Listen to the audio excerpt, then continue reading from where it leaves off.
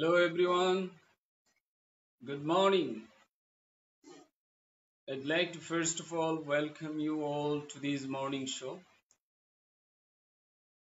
Today we'll be talking about a specific pattern of sentences and that is called complex sentence. You know, complex means complicated, difficult, but the reality is that complex sentence does not make you puzzled. Complex sentence is easier to understand. In some cases, complex sentences are easier than simple ones. That's why today we'll be talking about complex constructions. And if you are asked, what type of sentences should be in my writing if I would like to get better score? The answer to this question is to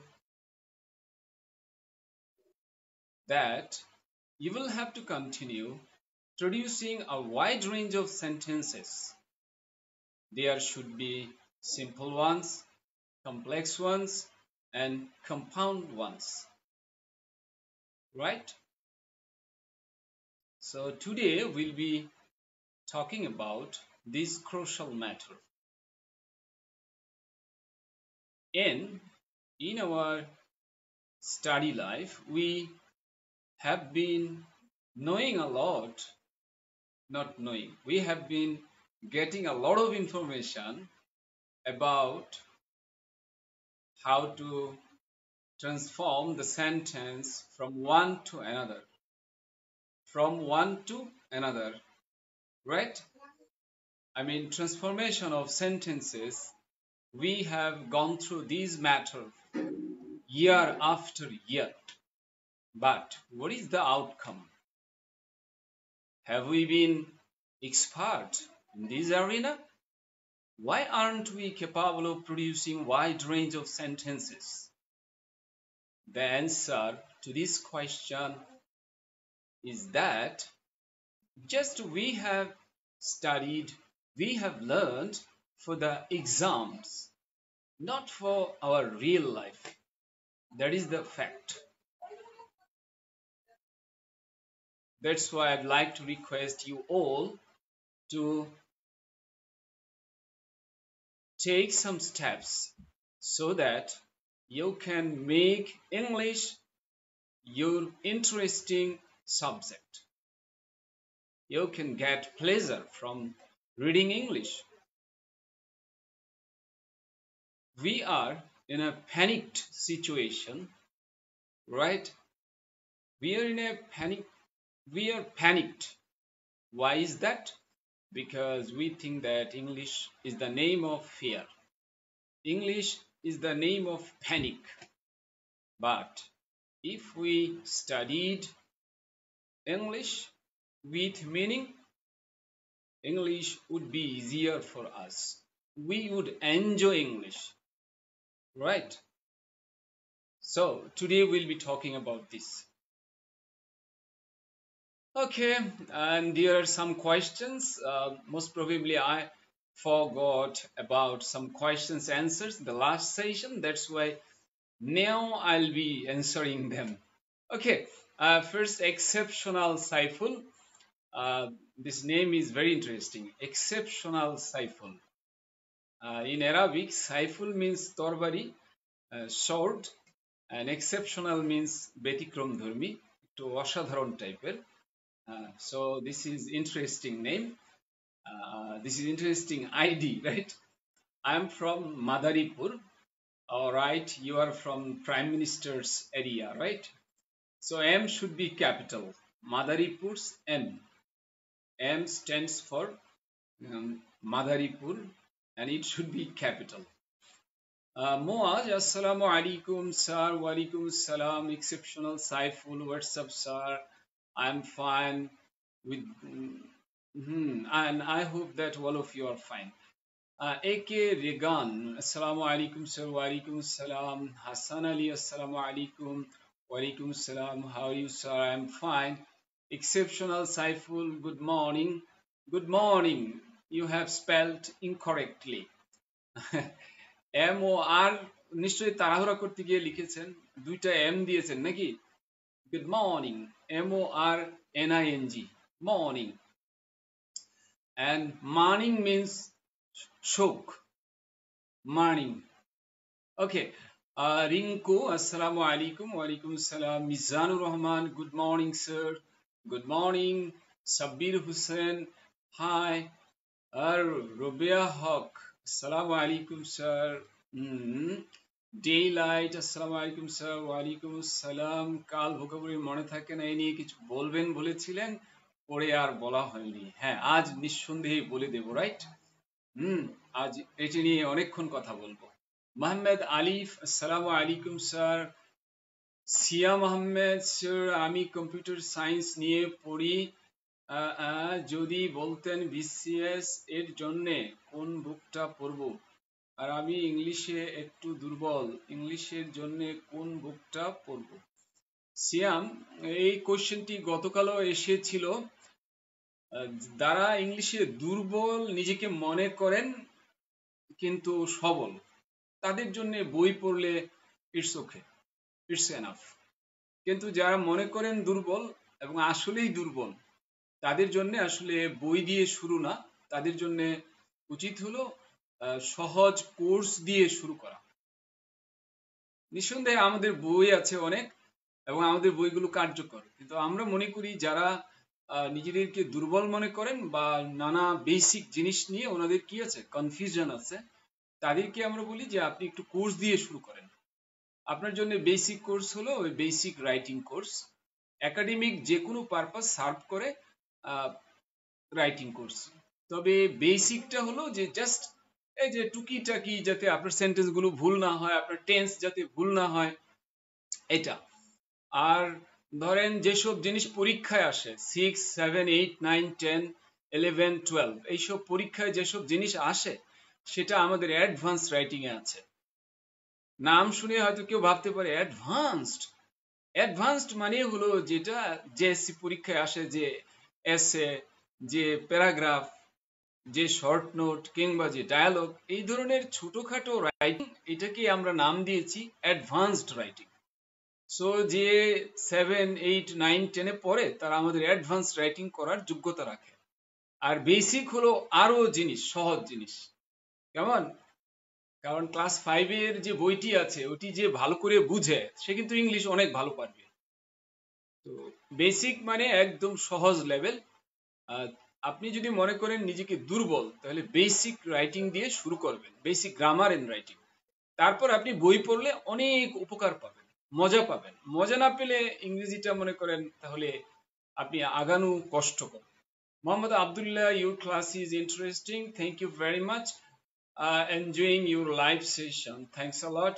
আপনি যদি জুমে যান তাহলে obviously interesting এর পরেরটা কি সেটা আপনি বলবেন।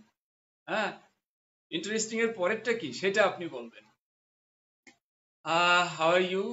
I'm fine. You are from Chattogram, right? Mikhail, thanks a lots না, দিলে লট, আর যদি বাদ দেন লটস। Thanks a lot হবে। Dear sir, I am from Bangladesh watching you. How are you doing, dear? I'm fine. I'm doing great by the mercy of Almighty. ওকে, তো আমরা একটা বড় প্রশ্ন ভোকাবুলারি নিয়ে উত্তর দেব একটু শেষ দিকে, এবং এইখানে এটাতে কিন্তু খুব বেশি তাড়াহুড়া হয় না, কিন্তু মাগরিবের আগে বেশ তাড়াহুড়া হয়।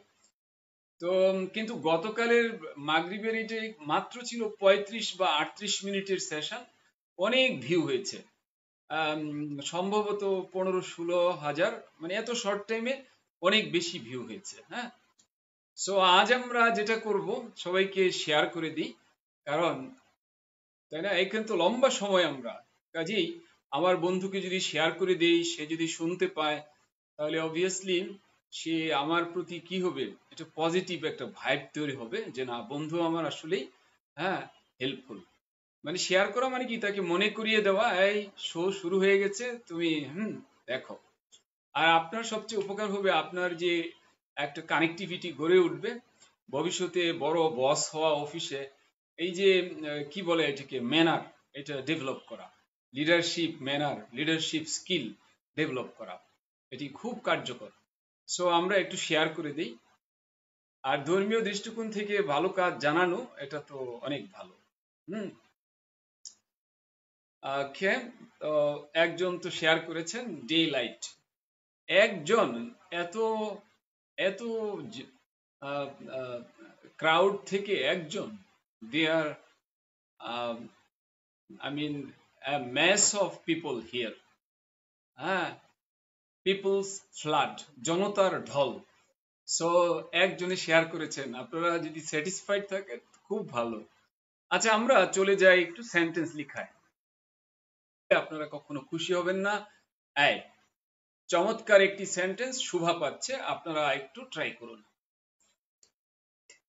হ্যাঁ, শেয়ার করেছেন ইয়াসির আরাফাত।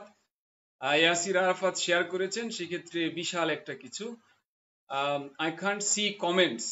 হ্যাঁ, কমেন্টস দেখতে পান না, কি প্রবলেম কোথায়?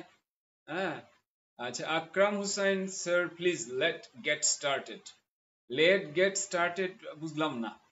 আকরাম Hussain, most probably you are from, I have forgotten, Science and Technology University, right? So let's get started, এটা আসলে ক্লিয়ার না। হ্যাঁ, এটা হয়নি, লেট গেট স্টার্টেড হয় না আকরাম।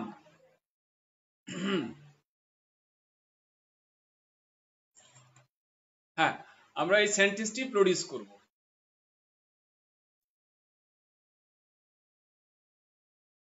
ওকে, সুলাইমান খান শেয়ার করেছেন, নিপা শেয়ার করে দিয়েছেন, রাইট। হ্যাঁ, নিপা শেয়ার করে দিয়েছেন। যাক, 4 জন পেলাম যারা কানেক্টিভিটি বাড়াতে চান। নিপা লিখেছেন, man is never satisfied with what he has known and seen. হ্যাঁ নিপা, কংগ্রেচুলেশনস, অনেক সুন্দর। নিপা একটি সুন্দর সেন্টেন্স লিখেছেন, সেটিও আমরা যাব। হ্যাঁ, অনেক ইন্টারেস্টিং। মানুষ যা জেনেছে ও দেখেছে তা নিয়ে সে কখনো সন্তুষ্ট না। হ্যাঁ, আমরা সবাই সেন্টেন্সটি ট্রাই করি।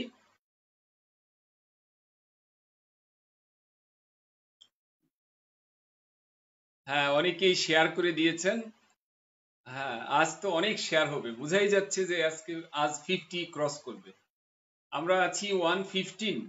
আমরা যদি 50% শেয়ার করি তাতে হয় 50 শেয়ার, বা 56, 59 শেয়ার হয়।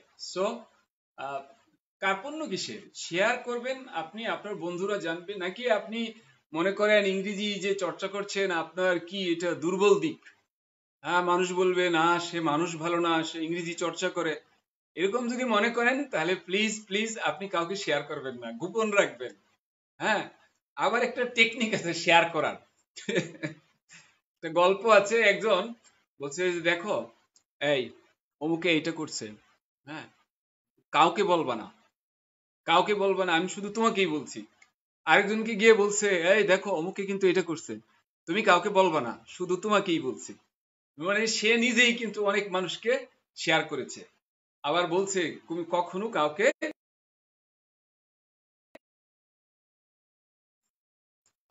মাই গড, একটু ডিস্টার্ব হচ্ছে নেটওয়ার্ক। আপনারা তো দেখতে পাচ্ছেন, তো কেউ তো বলেন না যে দেখা যাচ্ছে না।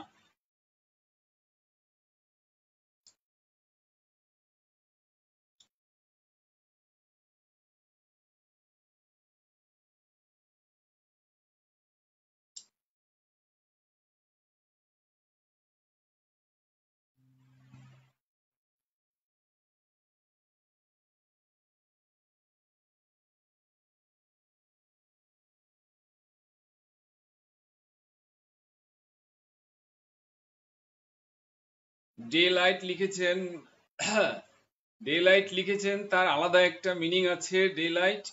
আপনি একটু দেখেন এটাকে, একটু জাস্টিফাই করেন ওয়ান্স এগেইন, এটার মিনিং কিন্তু অন্য কিছু হয়ে যাচ্ছে। আলামিন ইসলাম নাহিদ, হ্যাঁ যাই হোক আপনি শেয়ার দেন তাহলে আপনার এটার সাথে খুব ম্যাচ করবে। Mahmudul Kareem, every time I get notified of any of your live shows, I try to watch them anyway as they are extremely inspiring. Thank you, sir. You are most welcome, Mahmudul Kareem. Mahbubul Alam, everything is okay. MD Mikhail, whatever a man has known or seen, he doesn't satisfy yet with that. Mr. Mikhail, try once again, try to improve this because it does not actually make sense because there is something, um, something, something wrong has happened here. Saeed Ahmed Khan, man, what he has known and seen, never be content with it. Contentment. Contentment এটা মনে হয় কি contentment মানে সন্তুষ্টি, এখানে মনে হয় match করে কিনা একটু দেখুন। Men do not satisfy, men do not satisfy মানে কি? মেন ডো নট স্যাটিসফাই মানে মানুষ কখনো সন্তুষ্ট করে না, হ্যাঁ সন্তুষ্ট করে না। আর মেন মানে হলো পুরুষেরা, মেন মানে কিন্তু মানুষ না, মেন মানে হলো পুরুষেরা, নারীরা কিন্তু বাদ। হ্যাঁ, আপনি যদি বলতে চান যে নারীরা যা জেনেছে শুনেছে তাতে তারা কি সন্তুষ্ট, তাহলে ভুল হবে। নারী পুরুষ উভয়েরই এই কথা প্রযোজ্য, কাজেই পুরুষ লেখলে বাক্যটা ভুল হবে।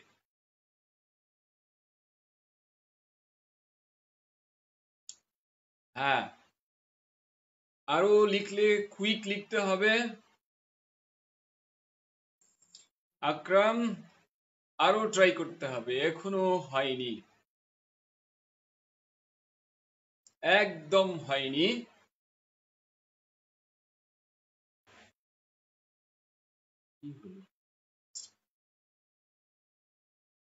আর 10 সেকেন্ড, তারপর আমরা চলে যাব।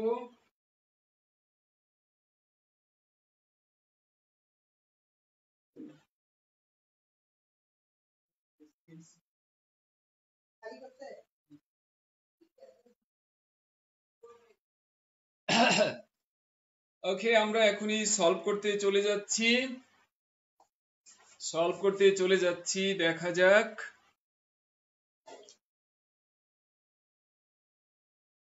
মূল বাক্য কোনটি? সারাংশ বাক্য। দেখুন আমরা এইভাবে সলভ করি যে একদম কারো সমস্যা না হয় বুঝতে। হ্যাঁ, সারাংশ বাক্য, সারাংশ বাক্য হলো মানুষ কখনো সন্তুষ্ট হয় না, মানুষ কখনো সন্তুষ্ট হয় না, বা হয় বাদ দিলেও হয়, মানুষ কখনো সন্তুষ্ট না, মানুষ কখনো সন্তুষ্ট না, মানুষ কখনো সন্তুষ্ট না, মানুষ কখনো সন্তুষ্ট না, হয় না, তার মানে কি মানুষ কখনো সন্তুষ্ট না, হয় বাদ দিলেও কিন্তু চলে বাংলা ভাষায়। তো এইটুকু লেখা তো কোনো ব্যাপার না, মানুষ কখনো সন্তুষ্ট না, মানুষ সন্তুষ্ট না, আমরা জানি মানুষ সন্তুষ্ট, man is satisfied, man is satisfied, man is pleased. আর মানুষ কখনো সন্তুষ্ট না, ম্যান ইজ নেভার স্যাটিসফাইড।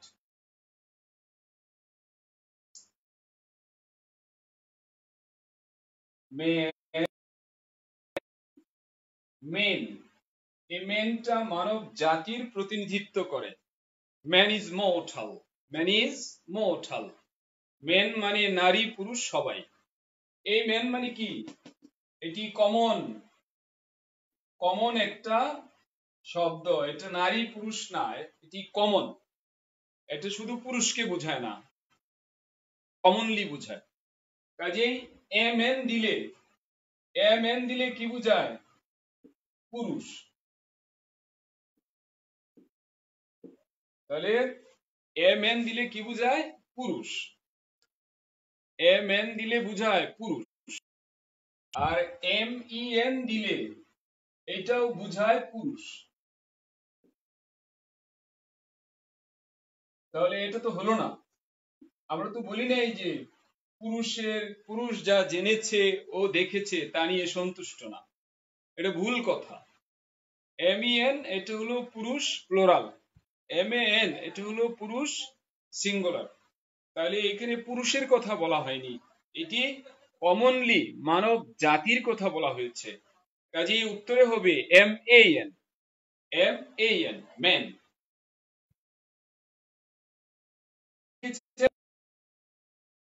যারা এম ই এন লিখেছেন তাদেরটাও কাটা, সো খেয়াল করতে হবে। So man is never satisfied. সন্তুষ্ট ইংরেজি কি? স্যাটিসফাইড। সন্তুষ্ট ইংরেজি হলো pleased. So man is never satisfied. Man is never satisfied, man is never pleased. মানুষ কখনো সন্তুষ্ট হয় না। স্যাটিসফাই তাদেরটা ভুল। যদি বলেন ম্যান ডাজ নট স্যাটিসফাই,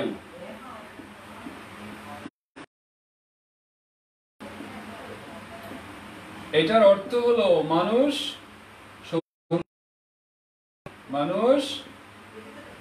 সন্তুষ্ট করে না, এটা হচ্ছে না। এটা তো এখানে বলা হয়নি, মানুষ সন্তুষ্ট করে না। ডাজ নট স্যাটিসফাই মানে কি? সন্তুষ্ট করে না। তাহলে এইখানে তো এই মেসেজটা আসছে না। কাজেই যারা স্যাটিসফাই লিখেছেন তাদেরটা ভুল। তাহলে মানুষ কখনো সন্তুষ্ট না। হ্যাঁ, এবার বাকি থাকলো যা জেনেছে ও দেখেছে নিয়ে। যা জেনেছে ও শুনেছে, সরি, যা জেনেছে ও দেখেছে তা নিয়ে। হ্যাঁ, তাহলে যা সে জেনেছে ও দেখেছে তা নিয়ে। নিয়ে ইংরেজি কি? নিয়ে ইংরেজি হলো উইথ। নিয়ে ইংরেজি হলো উইথ। হ্যাঁ, কি নিয়ে? যা, হোয়াট সে জেনেছে ও দেখেছে, সে জেনেছে ও দেখেছে। What he has known, has known মানে জেনেছে, has seen মানে দেখেছে। এই তাহলে man is never satisfied, man is never pleased with what he has known and seen. What he has known and seen, যাহা কিছু সে দেখেছে জেনেছে। তার মানে এই বাক্যে দুইটা অংশ, ম্যান ইজ নেভার স্যাটিসফাইড একটা অংশ, আর he has known and seen আরেকটা অংশ। আর জয়েন করেছে with what, with what. I mean মূলত জয়েনিং এর কাজ করছে হোয়াট, আর স্যাটিসফাইড এর সাথে উইথ আসছে। হ্যাঁ, তাহলে ওয়ার্ডটা আমরা কি বলি? দুইটাকে জয়েন করে। এই ধরনের ইকে আমরা বলি রিলেটিভ প্রোনাউন। হ্যাঁ, তো এইটি কি করছে? দুইটাকে জয়েন করেছে। প্রথম অংশ হলো ম্যান ইজ নেভার স্যাটিসফাইড, সাথে উইথ আসছে। আর he has known and seen, এটা দ্বিতীয় অংশ। জয়েনিং এর কাজ করেছে হোয়াট, জয়েনিং এর কাজ করেছে হোয়াট। সো এটি একটি কমপ্লেক্স সেন্টেন্স। এটি একটি কমপ্লেক্স সেন্টেন্স। আমরা বলেছিলাম শুরুতেই যে কমপ্লেক্স সেন্টেন্স কিভাবে বানাতে হয় এইটা অনেকেই বলেন, এবং কমপ্লেক্স সেন্টেন্স লিখলে লেখাটা অনেক শ্রুতিমধুর হয়, শ্রুতিমধুর হয়। তাহলে কি হয় সারাংশ বাক্য, সেটা আমরা দেখলাম।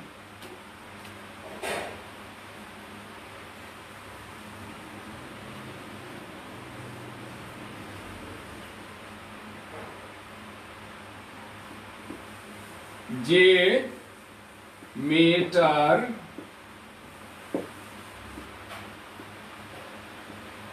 ভাই জাপানে থাকে, যে মেয়েটার ভাই জাপানে থাকে,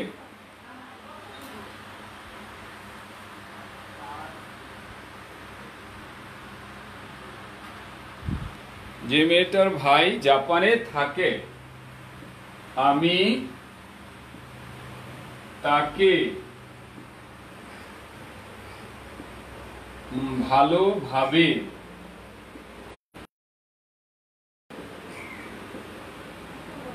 যে মেয়েটার ভাই জাপানে থাকে আমি তাকে ভালোভাবে চিনি। যে মেয়েটার ভাই জাপানে থাকে আমি তাকে ভালোভাবে চিনি।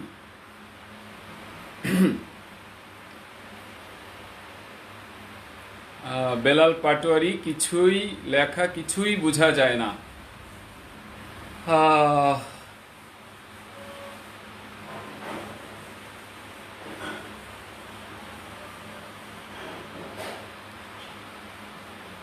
This is due to poor network connection.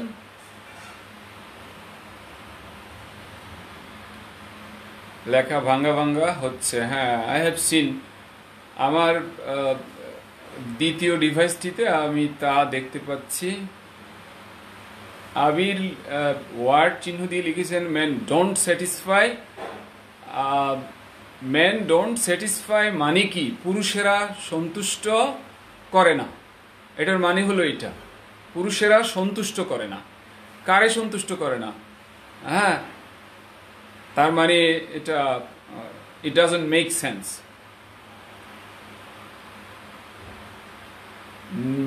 Main never be satisfied তো না, মেন নেভার। আমেন তো হবে না, ব্যাখ্যা আমি দিয়েছি। আমেন মানে পুরুষ, কিন্তু এইখানে পুরুষের কথা বলা হয়নি।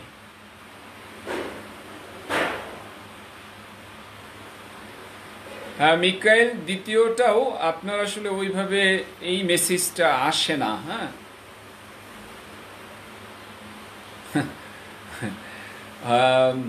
সাইদ আহমেদ খান, এটা আসলে আসে না। পিপুল হোয়াট হি, না, এটা কোনো সেন্টেন্স হয় না। নাসির লিখেছেন পিপুল ওয়াজ নট। পিপুল তো ওয়াজ হয় না, ওয়ার হয়। পিপুল তো ওয়াজ হয় না জিন্দিগিতেও, পিপুল হয় ওয়ার। তার এটা তো পাস্ট টেন্স না, আমার বাক্য তো ছিল প্রেজেন্ট টেন্স। তার মানে ভুলটা যদি হয় একদম বেসিক লেভেলে, আকরাম হুসাইন, এটা কোনো মেক সেন্স করে না, সেন্স আসে না। হিউম্যান বিইংস নেভার স্যাটিসফাই, তার মানে হলো মানব জাতি কখনো সন্তুষ্ট করে না। এটা কি আমরা বলেছি? সন্তুষ্ট হওয়া এক জিনিস আর সন্তুষ্ট করা আরেক জিনিস, এটা ভিন্ন জিনিস।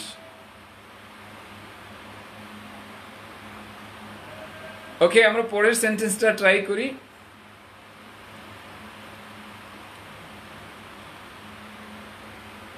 হ্যাঁ, Daylight it's possible, people are never satisfied with what they have known and seen. It's okay, no problem. Akram, man never satisfy, এটা তো কোনো অবস্থায় হয় না। এ ম্যান যদি লিখি তাহলে হয়, কিন্তু তারপরও তো সেটা ভুল হয়। আই স্যাটিসফাই মানে আমি সন্তুষ্ট করি, আই এম স্যাটিসফাইড মানে আমি সন্তুষ্ট হই। তার মানে মেসেজ তো বদলে যাচ্ছে। হ্যাঁ, এখানে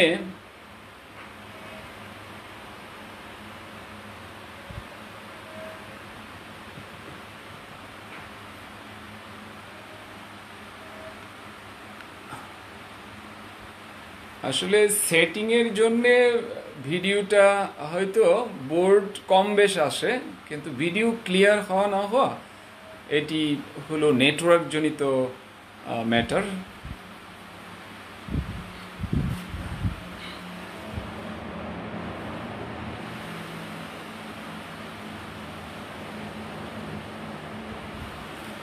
আচ্ছা, আমরা যতটা সম্ভব একটু মেসেজটা শুনি। যে মেয়েটার ভাই জাপানে থাকে আমি তাকে চিনি। এখন মূল মেসেজটা কি আমার? কে কাকে চিনে, কে কাকে চিনে, আমি এটা ধরিয়ে দিচ্ছি, আপনি পারবেন। কে কাকে চিনে, কে চিনে সে হলো সাবজেক্ট, কাকে চিনে সে হলো অবজেক্ট, আর চিনে এটা হলো ভার্ব। সো আপনার প্রথম কাজ হলো কে চিনে, এটা বের করবেন। কাকে চিনে, কে চিনে, তাহলে কে সে হলো সাবজেক্ট, কাকে চিনে, চিনে হলো ভার্ব, কাকে অবজেক্ট। তাহলে অমুক অমুক রে চিনে, এটা আগে লিখতে হবে, এটা সারাংশ বাক্য। এরপর অন্য কথা। তাহলে কে কাকে চিনে, কে কাকে চিনে, আমি কিন্তু আউট করে দিলাম প্রশ্ন। এবার যদি ভুল না হয়, হ্যাঁ এবার যেন ভুল না হয়, যদি না এবার যেন ভুল না হয়, এইটা হলো আমার রিকোয়েস্ট।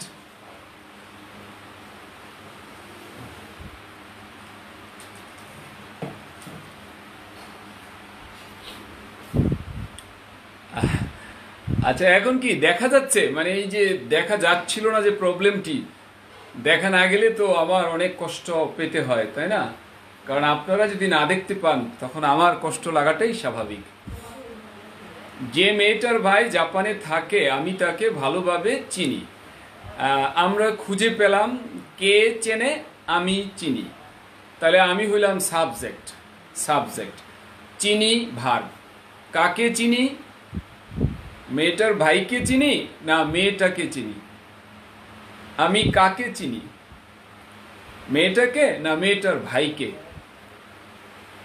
নিশ্চয়ই উত্তর আপনারা খুঁজে নেবেন, তারপর আপনি ব্যাখ্যা করবেন। এই তো হয়ে গেল। যদি হয় যে আমি মেয়েটাকে চিনি, তারপর প্রশ্ন করবেন কোন মেয়েটাকে চিনি, কোন মেয়েটাকে চিনি, এটা একটা। আরেকটা হতে পারে যে আমি চিনি মেয়ের ভাইকে। কোন মেয়ের ভাইকে? যে মেয়ে অমুক অমুক। এখন মেয়ের বর্ণনা দেওয়া হয়েছে ওখানে, না মেয়ের ভাইয়ের বর্ণনা দেওয়া হয়েছে? মানে জাপানে থাকে সেটা কি মেয়ে না তার ভাই? তার মানে এই মেসেজটা ক্লিয়ার হলে প্রোগ্রাম হয়নি, আবার চেষ্টা করতে হবে। হয়নি মানে কি একদম জটিল পর্যায়ের ভুল। মানে ভুল কাহাকে বলে, এখন এটা আল্লাহর অশেষ কৃপায় আবার পেয়েছি আমরা, হ্যাঁ সংযুক্তি পেয়েছি।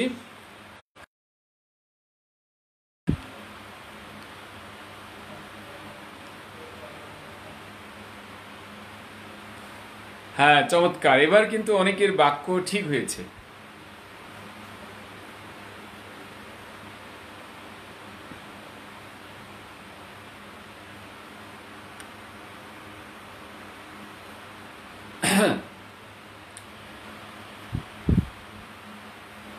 রাজ খান লিখেছেন I know the girl very well in Japan. আপনার ছোট্ট ভুল ধরতে ইচ্ছে করছে আমার, কারণ জাপানের যে কখনো ছোট হয় না, জাপানের যে হয় বড়। এটা ভেরি ইম্পর্টেন্ট, কারণ এত বড় একটা দেশ, তাকে স্মল লেটার লেখলে এটা মান সম্মান আমাদেরও যাবে, তাদেরও যাবে। ওকে লিখেছেন Jilani know the girl well whose brother lives in Japan. হ্যাঁ জিলানি,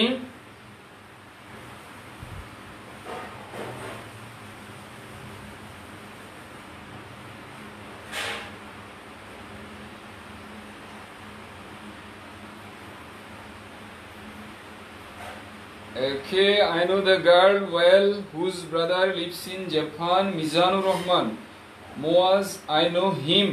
কেমনে হলো? I know him লিখলে, I know him যারা লিখেছেন তাদেরটা আবার ট্রাই করুন। Ayub Hussain I know the girl's brother। না, মেয়ের ভাইকে চিনি এটা আমি বলি নাই। হ্যাঁ, মেয়ের ভাইকে চিনি এটি বলা হয়নি, বরং মেয়েকে চিনি। আই নো হিম লেখনেওয়ালারা অবশ্যই ভুল লিখেছেন। I know the girl very well whose brother lives in Japan. আচ্ছা, রাজ খান বলেছেন sorry, Rasel, I know the girl whose lives in Japan. Whose lives in Japan মানে কি? Whose lives in Japan এটার মানে কি?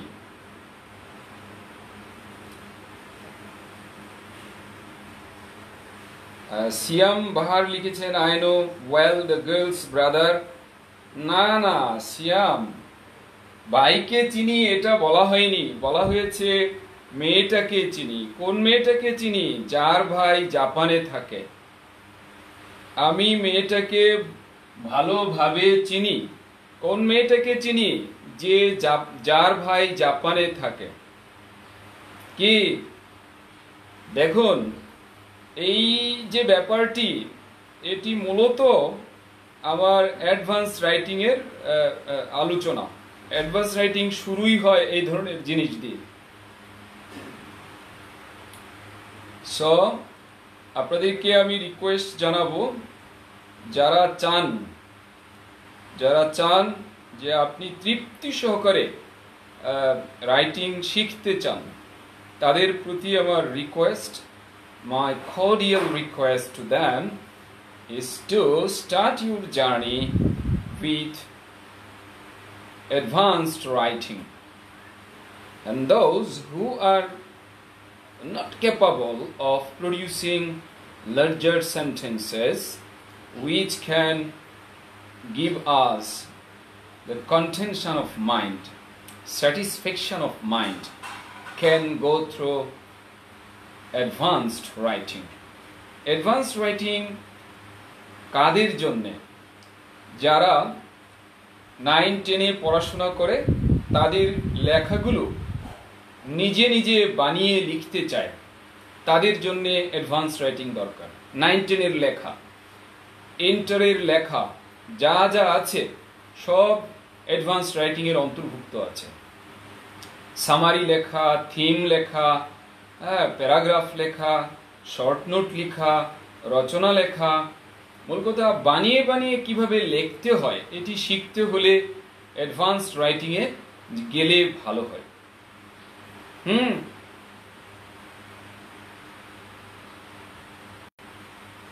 অনেকে নাম শুনে ভয় পেতে পারেন যে অ্যাডভান্সড, ও মাই গড অ্যাডভান্সড, আমি অ্যাডভান্সড না।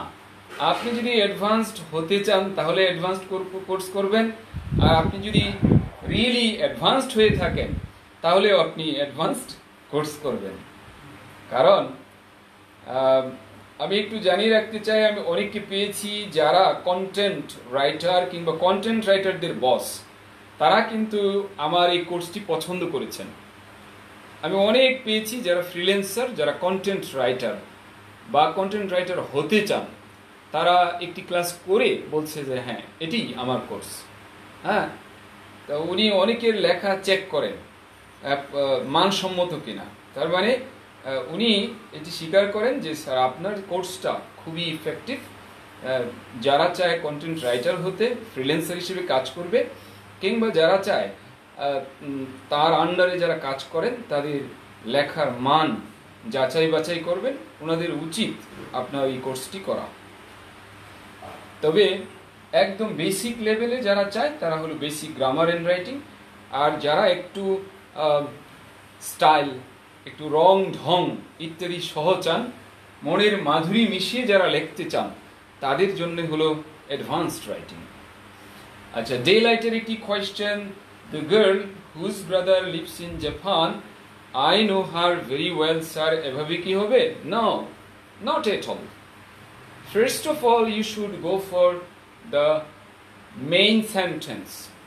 Main sentence হলো, আমি বলেছিলাম এটুকু হলো মেইন সেন্টেন্স। কে চিনে, কাকে চিনে। তো এইখানে কে চিনে, আমি। আপনারা সবাই লিখে নেন, আমি এখন ব্যাখ্যা করছি। কে, আমি, মানে কে চিনে, আমি চিনি। কাকে চিনি, মেয়েটাকে চিনি। আমি মেয়েটাকে চিনি। তাহলে অবজেক্ট হলো চিনি, তার মানে বুঝলাম। তাহলে আমি মেয়েটাকে চিনি, দ্যাটস ফাইন। আমি মেয়েটাকে চিনি, এটা হলো একদম সারাংশ বাক্য।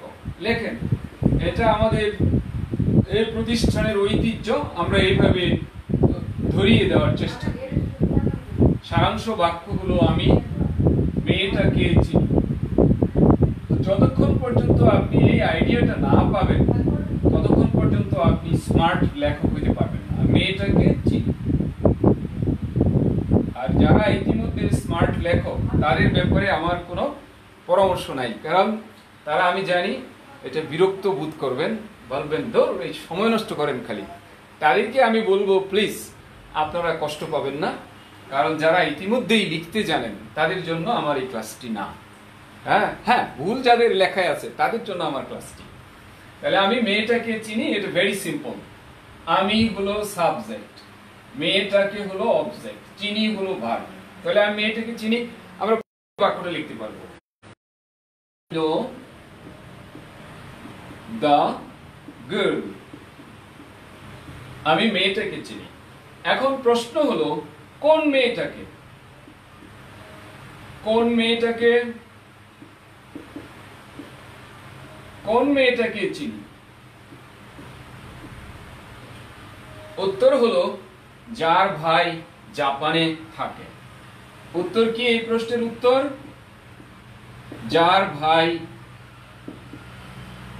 জাপানে থাকে। এই যার ভাই বলতে, যার বলতে কাকে বোঝাচ্ছে? এই মেয়েটাকে বোঝাচ্ছে। কাজেই এই গার্লের পরে হবে যার, তার মানে হুজ। যার ইংরেজি হলো হুজ। তাহলে আই নো দ্য গার্ল, আমি মেয়েটাকে চিনি। কোন মেয়েটাকে? যার ভাই, যার ভাই জাপানে থাকে। হ্যাঁ, তাহলে হুজ ব্রাদার থাকে বা বাস করে, লিভস জাপানে, ইন জাপান। যেটা হবে ক্যাপিটাল, হ্যাঁ ইন জাপান। ও এই আবার আনক্লিয়ার হয়ে গেছে।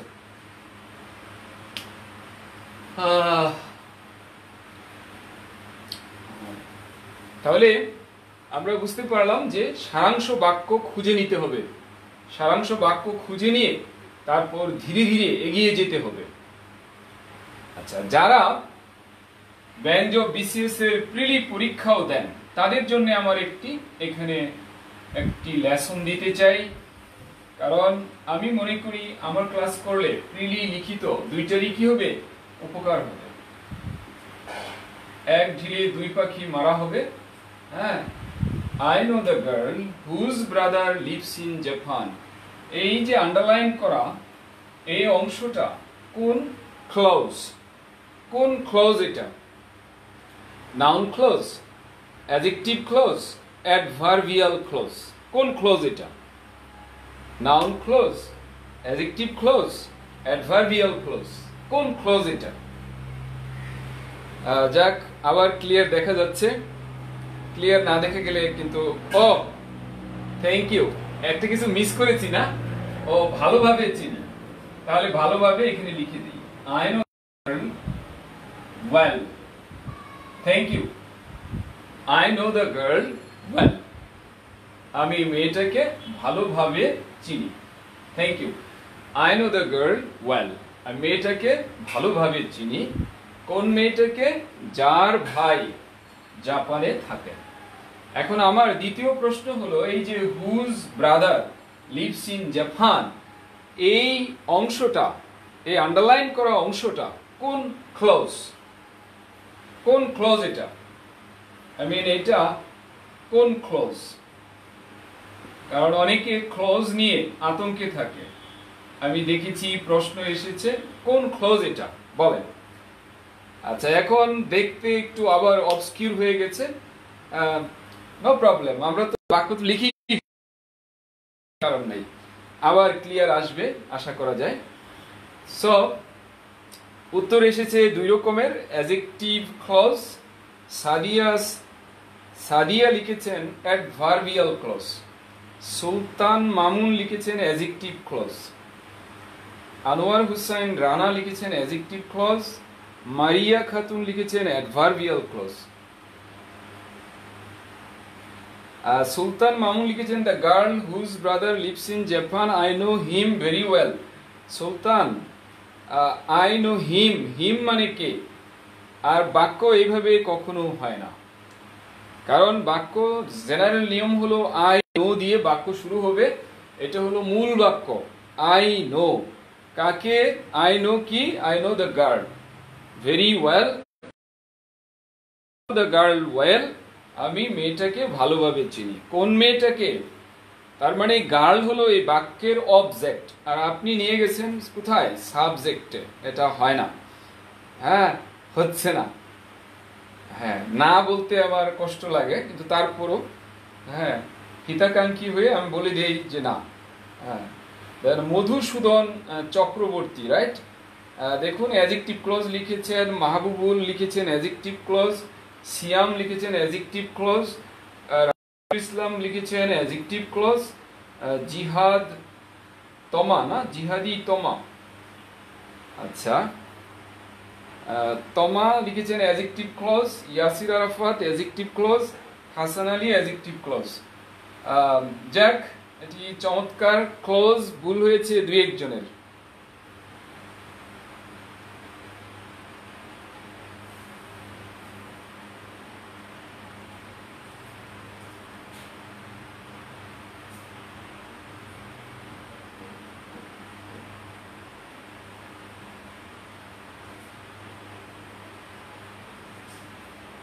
ওকে, তাও এইটি দেখুন, এই হুজ দ্বারা মিন করছে গার্লকে, মানে কার ভাই? গার্লের ভাই। এই ধরনের যত এক্সপ্রেশন থাকে, এই নাউনটা এবং তাকে যে ইন্ডিকেট করছে সেই রিলেটিভ প্রোনাউনটি যেই বাক্যেই থাকে, হ্যাঁ, সেখানে রিলেটিভ যে অংশটা, এটা হলো অ্যাডজেক্টিভ ক্লজ। সো আনডাউটেডলি এটা অ্যাডজেক্টিভ ক্লজ, কারণ গার্ল আর হুজ, হুজ দিয়ে কাকে মিন করছে? গার্লকে। এবং এই পুরো ক্লজটি এটি গার্লকে নিয়ে মডিফিকেশন, স্পেসিফিকেশন, তাই এটা অ্যাডজেক্টিভ ক্লজ। ব্যাখ্যা হলো কোন মেয়ে, কোন মেয়ে, কোন প্রশ্নের উত্তরে যে ক্লজটা আসে সেটা হলো অ্যাডজেক্টিভ ক্লজ। তো লিখে নেন শর্ট কথা, অ্যাডজেক্টিভ ক্লজ চেনার সহজ উপায়, অ্যাডজেক্টিভ ক্লজ চেনার সহজ উপায়।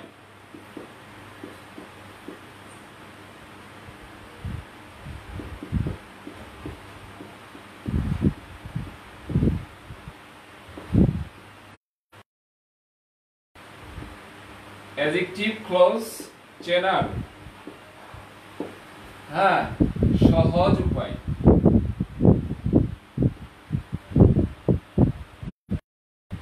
এটা যে কোনো বাঙালি এই উপায়ে চিনতে পারবে অ্যাডজেক্টিভ ক্লজ। হ্যাঁ, সেটি হলো আপনি প্রশ্ন করেন, নাউনকে প্রশ্ন করেন, নাউনকে কোন প্রশ্নটা করেন, নাউনকে কোন প্রশ্ন করেন, কোন দিয়ে প্রশ্ন করেন, হ্যাঁ, তাহলেই আপনি পেয়ে যাবেন। যেমন এইখানে আমি মেয়েটাকে চিনি, মেয়েটাকে নিয়ে এই ক্লজটা, কোন মেয়েটাকে আমি চিনি, কোন মেয়েটাকে আমি চিনি? যার ভাই জাপানে থাকেন। তার মানে কোন প্রশ্নের জবাবে যে ক্লজটি আসে সেটি অ্যাডজেক্টিভ ক্লজ, আর কোন প্রশ্নের উত্তরে যে ফ্রেজটি আসে সেটি অ্যাডজেক্টিভ ফ্রেজ।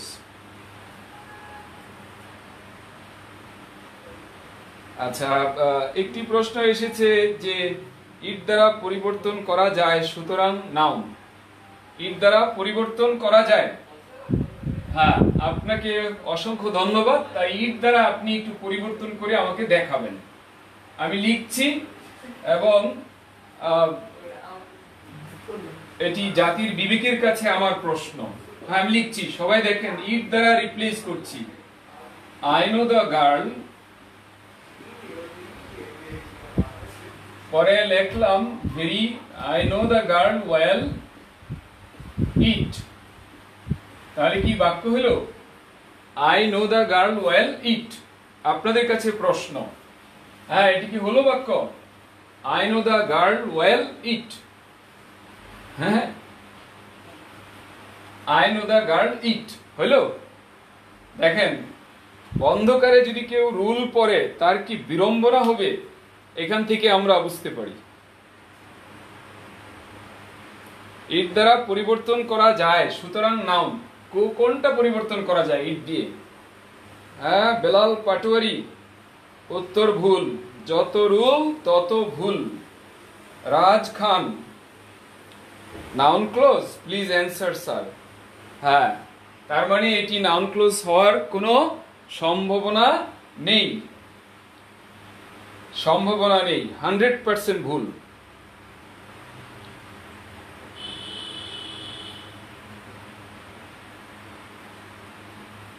না না, এই কথাটি এইভাবে ঠিক বলা যাবে না। হ্যাঁ তবে এই যে কথাটা বললাম, কোন দিয়ে প্রশ্ন করেন নাউনকে, তাহলে কোনোদিন আপনি মিসগাইডেড হবেন না।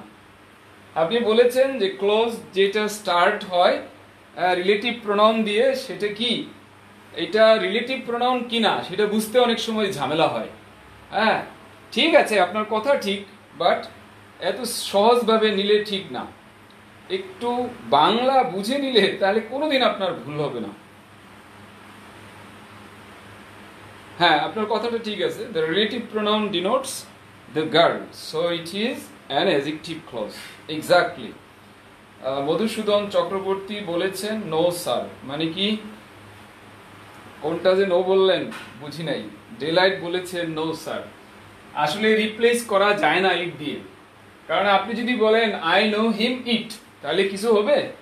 I know the girl it, I know the boy it, আমি মেয়েটাকে চিনি ইহা, তাহলে কেউ খুশি হবে না আপনাকে, বরং হ্যাঁ সহজ চেনার সহজ উপায় মানে কি? যাই হোক, আপনার এই সহজ কথাটা কঠিন হয়ে গেছে কারণ আমি বুঝতে পারছি না।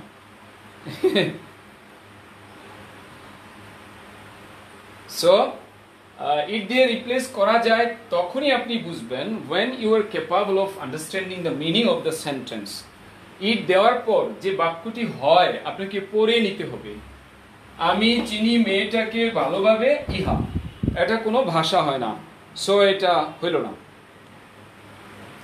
ইয়াসির আরাফাত, হ্যাঁ থ্যাঙ্কস স্যার, মানে আপনি আপনার কথা ঠিক আছে, আমি বাংলাকে বেশি পছন্দ করি। আচ্ছা পরে উদয় লিখেছেন adjective modify the noun and pronoun. হ্যাঁ উদয়, অ্যাডজেক্টিভ মডিফাই না, অ্যাডজেক্টিভ মডিফাইজ। হ্যাঁ আমরা এত বড় বড় সেন্টেন্সে যাব, কিন্তু ছোট সেন্টেন্স তো ভুল লিখলে হবে না। এবং এই বাক্য হবে অ্যান অ্যাডজেক্টিভ, বাক্যটা কি হবে? An adjective modifies a noun, the noun কেন?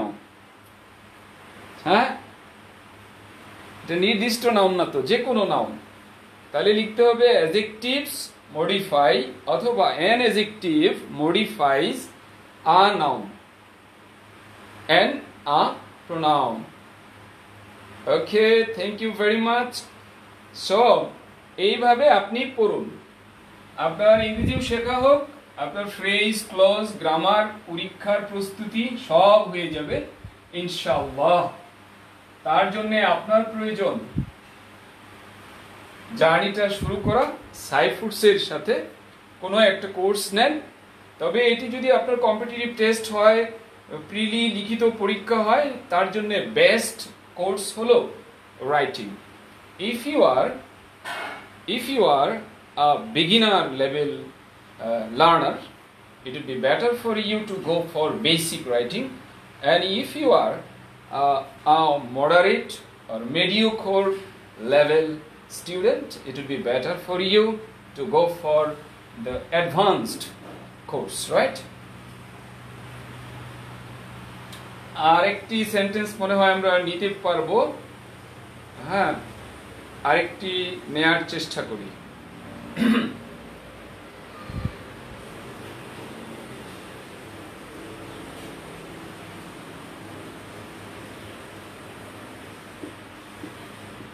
রানা সাহেব যে অফিসে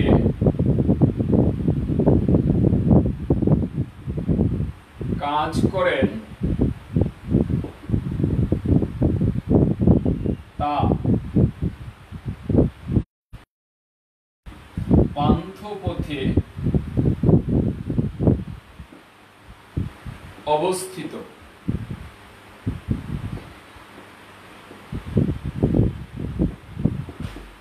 রানা সাহেব যে অফিসে কাজ করেন তা পান্থপথে অবস্থিত।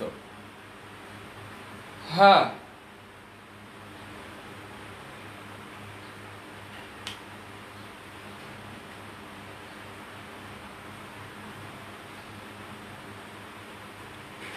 হ্যাঁ, আমরা একটু দেখি। রানা সাহেব যে অফিসে কাজ করেন তা পান্থপথে অবস্থিত। রানা সাহেব যে অফিসে কাজ করেন তা পান্থপথে অবস্থিত।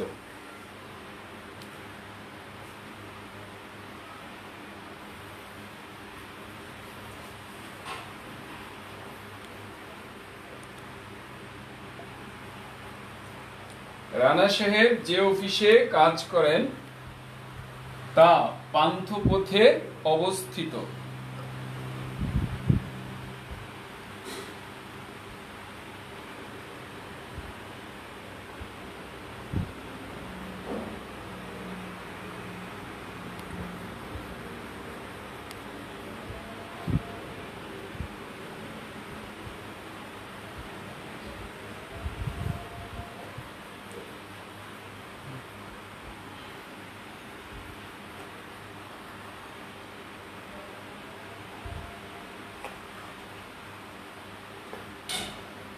Okay.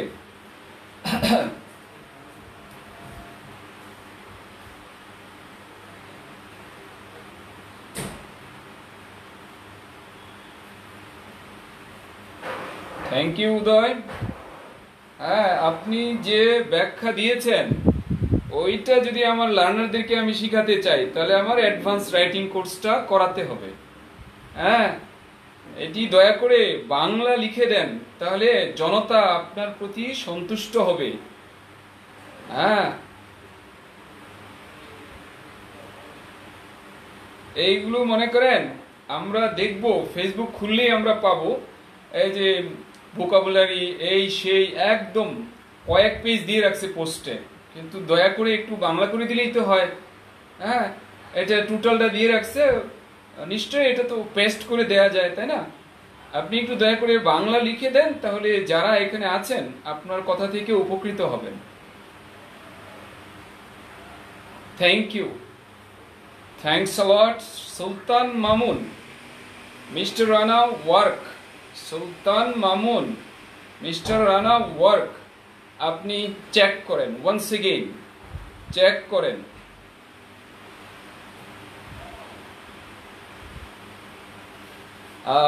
সুলাইমান খান বলেছেন এই সেন্টেন্সগুলো কি বেসিকের না অ্যাডভান্সের? হ্যাঁ, এগুলো অ্যাডভান্সডে এই সেন্টেন্সগুলো আসবে। হ্যাঁ, দুই একটা আসতে পারে একদম ছোট সেন্টেন্স, কিন্তু বড় সেন্টেন্স অ্যাডভান্সড কোর্সে আসে।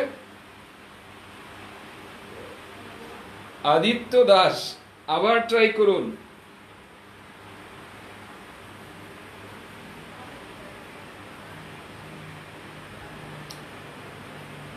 উদয়, আপনার এই ব্যাখ্যা তো এটা বহুকাল যাবৎ পড়ে আসছি আমরা সবাই, কিন্তু এত সব ব্যাখ্যার পরও তো আমরা ধরতে পারি না। we are not that much capable of understanding what has been said, and we are not even capable of producing smaller sentences when it comes to talk about freehand writing. I mean, our grammar doesn't make us skilled enough to continue with the trend of the time. This is the reason why we should come forward to learn English with meaning.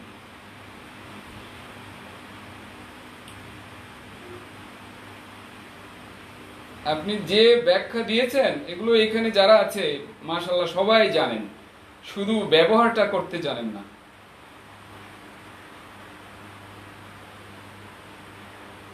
Thanks a লট। আপনি আবার মনে করিয়ে দিয়েছেন অ্যাডজেক্টিভের কাজ কি। এগুলো সবাই জানেন, এখানে যারা আছেন অন্তত 90% ওনারা জানেন, but they are not capable of using English.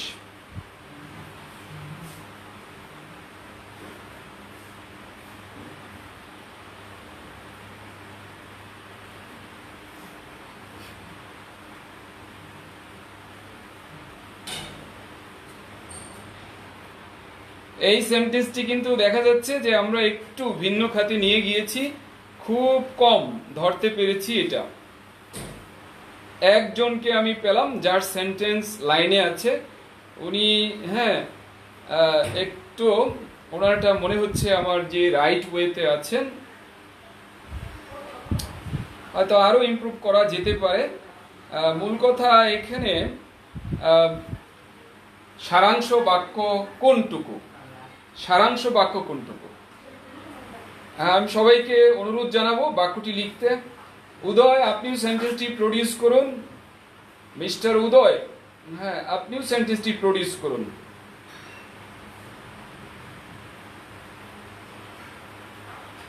আপনি যে কথা লিখেছেন এখানে কে জানে না এটা বলেন? আপনার এই কথাটি জানে না কে? একজনও নাই যে জানে না এটা। আপনি please cooperate with producing the sentence given on the whiteboard. সেন্টেন্সটি প্রডিউস করুন। Please go for the sentence.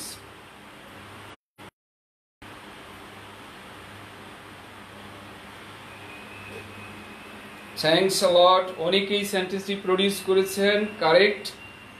অবশ্য দুই চারজন কারেক্ট, অনেকেই না।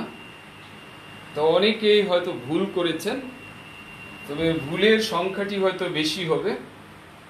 মেজরিটি আর most of the people.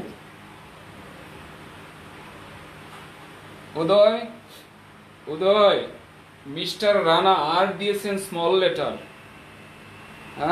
Mister লেখা এইভাবে হয় না, মিস্টার লেখা এইভাবে হয় না। দেখুন, আপনি এটার উপর চিন্তা করুন, মিস্টার কিভাবে লিখতে হয়, রানা কিভাবে লিখতে হয়।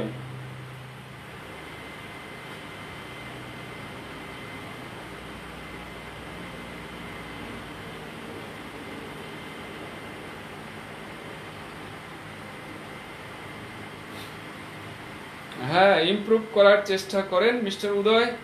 সুলতান মামুন, সুলতান, আরো চেষ্টা করতে হবে। আব্দুর রাকিব খুব ভালো শুরু হয়েছিল, বাট মাঝখানে এমন একটি ঘটনা ঘটেছে যার কারণে বাক্যটি ভুল হয়ে গেছে। আব্দুর রাকিব, সবারটা পড়ছি না, ডোন্ট মাইন্ড, কারণ এত সময় হয়তো আমরা পাচ্ছি না। তো আমরা আলোচনা করব, সেখান থেকে ক্লিয়ার হয়ে যাবে সব। শিশির বিশ্বাস, দেখুন আপনি কি মিস করেছেন। হ্যাঁ, রাইটিং এমন একটা জিনিস, কাউকে এক বিন্দু ছাড় দেয়া যায় না।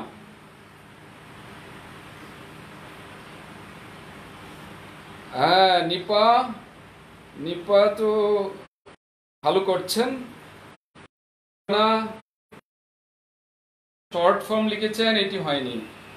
নিপা, আমারটা দেখেন না। হ্যাঁ নিপা, আপনারটা তো সুন্দর হয়েছে, থ্যাঙ্কস আ লট। হ্যাঁ, অনেক সুন্দর হয়েছে Nipa.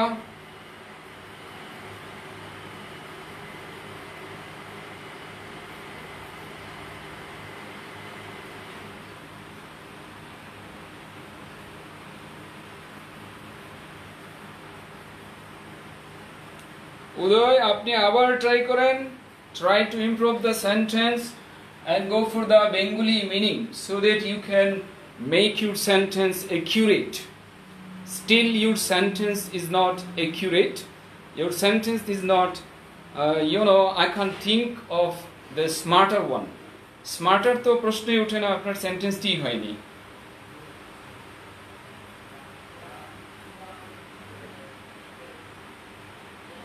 Mr. Abdul Rakib, congratulations, you have done well. Mr. Rakib, Abdul Rakib, Nipa, Abdul Rakib আমি 5-7 জনকে পেয়েছি যাদের সেন্টেন্স কারেক্ট হয়েছে। Ali Akbar, you're absolutely right. Akram, no, you'll have to try a lot. Jilani, you're right, absolutely right. Jilani, Jilani, আমি বেশি বেশি বলছি যারা কারেক্ট করেছেন। ও যাই হোক, আরো কয়েকটা হয়তো আমি মিস করেছি। এখন আমি সলিউশনে আসছি। হ্যাঁ, গট দ্য পয়েন্ট স্যার, কে বলেছেন? দেখি আপনার পয়েন্টটা কি পেয়েছেন। গট দ্য পয়েন্ট স্যার, কি পয়েন্টটা লিখে দেন। ওকে, আমি এখন এটার ব্যাখ্যা করছি। দেখুন, অ্যাডভান্স রাইটিং এ কেন যাবেন আপনি? এই ধরনের যত ফাঁদ আছে, আসলে ইন্টারেস্টিং ম্যাটার হলো এইটা যে আপনি যখন বেটার রাইটার হতে চাইবেন, আপনার ফোন করে আপনাকে কেউ জানতে চাইবে না, বলেন, বুঝিয়ে দেন, আপনার লেখা কথা বলবে। সো আপনি কি চান না যে আপনার লেখা কথা বলুক? Smart writing, smart production from you, obviously আপনি চান। আর ওইটা চাইতে হলে আপনাকে যে কাজটি করতে হবে, নিখুঁত হতে হবে, এরর ফ্রি হইতে হবে রাইটিং, এবং মাধুর্যপূর্ণ ভাষা হতে হবে। That is the reason why I am here, to make you realise how to construct a sentence which is easily comprehensible, which is easily understandable, right? So এটাকে কমপ্লেক্স সেন্টেন্স বলে। আমি সারাংশ বাক্য চাই, বলেন সবাই, সারাংশ বাক্য কোনটি? সারাংশ বাক্য, মূল বাক্য এখানে কোনটা?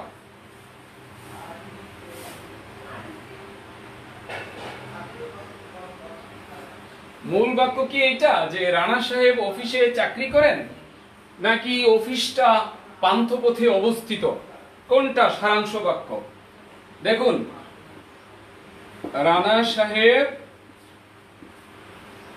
অফিসে চাকরি করেন মানে রানা সাহেব পান্থপথে অবস্থিত। রানা সাহেব পান্থপথে অবস্থিত। আপনাদের কাছে প্রশ্ন, জাতির বিবেকের কাছে প্রশ্ন, রানা সাহেব পান্থপথে অবস্থিত এইটা, নাকি অফিসটা পান্থপথে অবস্থিত?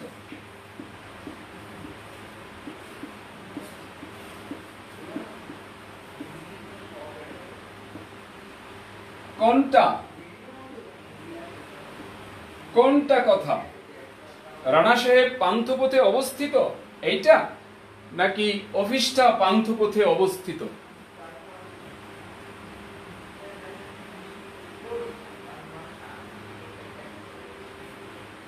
আমাকে একটু হেল্প করেন, বলেন এই কথাটি বলা হয়েছে এখানে, না এইটি? কোনটা বলা হয়েছে? হ্যাঁ, কোন কথাটা বলা হয়েছে? নিঃসন্দেহে বলা হয়েছে এই কথাটি, অফিসটা পান্থপথে অবস্থিত। কোন অফিসটা? যেখানে মিস্টার রানা চাকরি করেন। হ্যাঁ, সো আমি তাদের উদ্দেশ্যে বলতে চাই যারা এই বিষয়টি ধরতে পারেন না। এই বিষয়টি ধরতে পারলে আপনার চোখ কান খুলে যাবে, আপনি এত মজা পাবেন বড় বড় সেন্টেন্স বানাতে। আমাকে অনেকে প্রশ্ন করেন, স্যার ডেইলি স্টার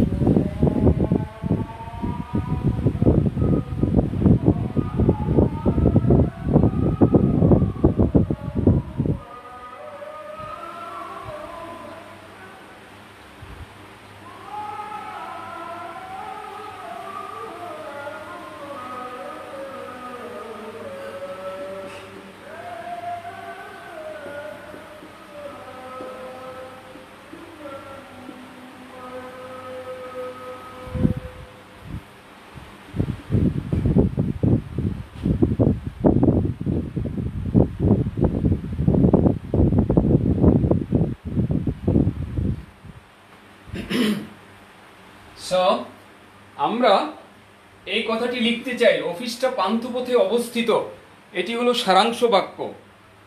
তাহলে আমাকে লিখতে হবে the office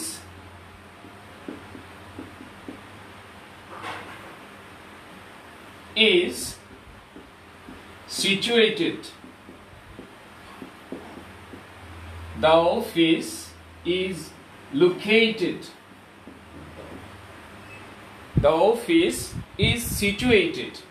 The office is located. The office is situated. The office is located at Panthapath. Panthapath যদি is situated না দিয়ে, is located না দিয়ে আমরা এটাও দিই stands। stands মানে অবস্থিত। The office stands at Panthapath. এখন আমার প্রশ্ন হলো, কোন অফিসটা পান্থপথে অবস্থিত? কোন অফিসটা? যে অফিসে মিস্টার রানা কাজ করেন। কোন অফিসটা? যে অফিসে মিস্টার রানা কাজ করেন। তো আমরা জানি অফিস একটি জায়গা, জায়গার পরে আমরা কি দিই? ওয়্যার। তাহলে the office where mister Rana works. Mister dot Rana, mister Rana works. Mr. Rana works. So এই যে where Mr. Rana works, এইটুকু একটি কি হলো? ক্লোজ হলো।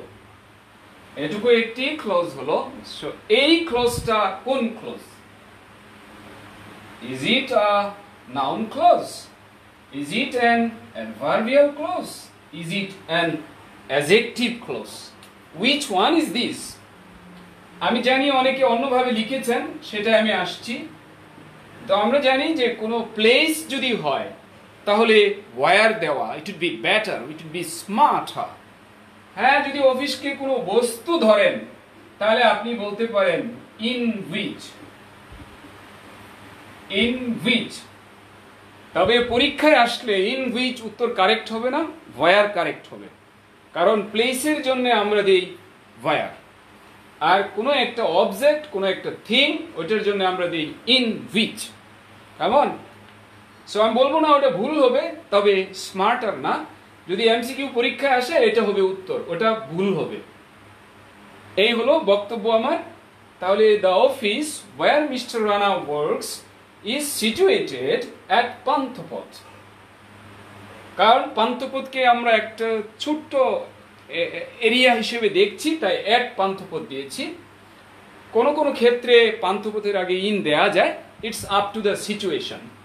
The office where mister Rana works is situated at Panthapath, is located at Panthapath. Is located মানে অবস্থিত, is situated মানে অবস্থিত। আর যদি আপনি এটা দেন স্ট্যান্ডস এট পান্থপথ, ইজ লাগবে না, স্ট্যান্ডস এট পান্থপথ। স্ট্যান্ডস এট পান্থপথ। সো আমার মনে হয় যে বিষয়টা আমি ক্লিয়ার করতে পেরেছি। একটি কোয়েশ্চেন এসেছিল যে আমি বুঝবো কেমনে, বিষয়টা আমি বুঝবো কিভাবে। আচ্ছা, এখানে উত্তর এসেছে adverbial noun clause. I am sorry to say that where mean করছে অফিসকে, এবং এটি একটি রিলেটিভ এক্সপ্রেশন, বা এটিকে ডব্লিউএইচ বলি আমরা। হ্যাঁ, তো রিলেটিভ এক্সপ্রেশন যদি হয় জিন্দিগিতেও নাউন হওয়ার সুযোগ নেই, বরং অফিসের দুষ্গুণ বুঝাচ্ছে, অফিসের ব্যাখ্যা দিচ্ছে, অফিসকে মডিফাই করছে, অফিসের স্পেসিফিকেশন এখানে রয়েছে, অফিসকে বিশেষায়িত করছে। কোন অফিস? যেখানে রানা সাহেব চাকরি করেন। সো এটি আনডাউটেডলি অ্যাডজেক্টিভ ক্লজ। অফিস হলো নাউন, ওই নাউনকে ব্যাখ্যা করার জন্য যে ক্লজটি সেটি অ্যাডজেক্টিভ। ওকে, তো যারা লিখেছেন নাউন, ভীষণ ভুল, সাংঘাতিক ভুল। হ্যাঁ, হাসান আলী বলেছেন নাউন, এটি সাংঘাতিক ভুল। হ্যাঁ, যারা অ্যাডভার্বিয়াল বলেছেন তারা আরো সাংঘাতিক ভুল বলেছেন।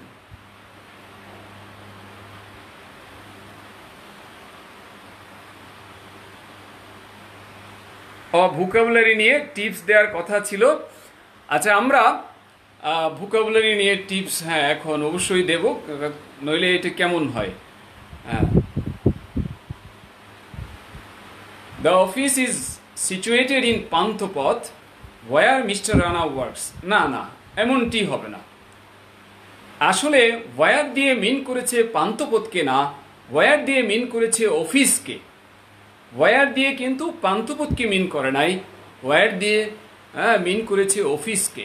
কোন অফিস? যেখানে রানা সাহেব চাকরি করেন। কোন অফিস? যেখানে রানা সাহেব চাকরি করেন। এটি হলো কথা। যে অফিসে, তার মানে কি অফিসকে বিশেষায়িত করা হয়েছে। এখানে যে পান্থপথে বলে নাই, যে পান্থপথে রানা সাহেব কাজ করেন এটা বলে নাই, সুতরাং ওইটা হবে না।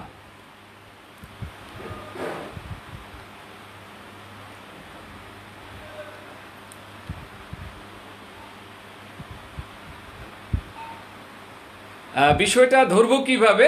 আমি তো চেষ্টা করেছি বিষয়টা ধরানোর জন্যে। আপনি এভাবে প্রশ্ন করবেন, ওই যে কে, হ্যাঁ, তারপর কাজটা কি, তারপর কোথায় করে বা ইত্যাদি ইত্যাদি, এটা প্রশ্ন করবেন, তাহলে আপনি পেয়ে যাবেন। প্রথম খুঁজবেন কাজটা কি। এই বাক্যে কাজটা হলো স্টেট, মানে অবস্থিত। কাজটা হলো অবস্থিত। তো প্রশ্ন হলো ভার্ব হলো কি? অবস্থিত, হয় অবস্থিত। কি হয় অবস্থিত? অফিসটা হয় অবস্থিত। এখন আমি লিখে ফেললাম দ্য অফিস ইজ সিচুয়েটেড কোথায়? পান্থপথে। এবার প্রশ্ন হলো কোন অফিসটা? আমি কি বলতে পারবো যে কোন মিস্টার রানা? আমি কি বলতে পারবো যে কোন পান্থপথ? এরকম তো এখানে বলা হচ্ছে না, বলা হচ্ছে কোন অফিস। যেখানে রানা সাহেব কাজ করেন। তো এই যে ঘুরে ফিরে কথা ওইটাই। অ্যাডজেক্টিভ ক্লোজ চেনার বেস্ট অ্যাপ্রোচ হলো কোন প্রশ্নের জবাবে যে ক্লোজটি চলে আসে সেটা হলো অ্যাডজেক্টিভ ক্লোজ। কোন প্রশ্নের উত্তরে যে ক্লোজটি চলে আসে সেটি হলো অ্যাডজেক্টিভ ক্লোজ। কোন প্রশ্নের উত্তরে যে ক্লোজটি আসে সেটা অ্যাডজেক্টিভ ক্লোজ।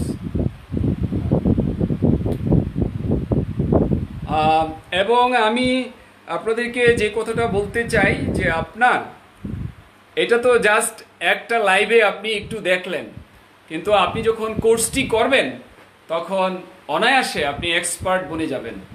আর এই জন্যই তো অ্যাডভান্সড রাইটিং। এইখানে ব্যাংক জব, বিসিএস কিংবা যারা ভার্সিটি অ্যাডমিশন দিতে চান, বিবিএ, এমবিএ ভর্তি পরীক্ষার জন্য প্রস্তুতি নেন, তাদের সবার পরীক্ষার ধরন একই রকম। ইভেন যারা ইন্টার পরীক্ষার্থী, এসএসসি পরীক্ষার্থী, তাদেরও কিন্তু এই ধরনের লেখাই থাকে। যেমন প্যারাগ্রাফ লেখা, সেখানে রাইটিং বা সামারি রাইটিং বা প্রেসি রাইটিং। মানে 9-10 ইন্টারের নাম হলো থিম রাইটিং, আর বিসিএস এর নাম হলো সামারি রাইটিং, আর কেউ বলে প্রেসি রাইটিং। প্রেসিজ না, প্রেসি রাইটিং। তো precis writing, summary writing, theme writing একই জিনিস। এক এক নামে এক এক জায়গায় পরীক্ষায় আসে। সো আমরা যদি একসাথে কোর্সে নিই, সমস্যা কোথায়?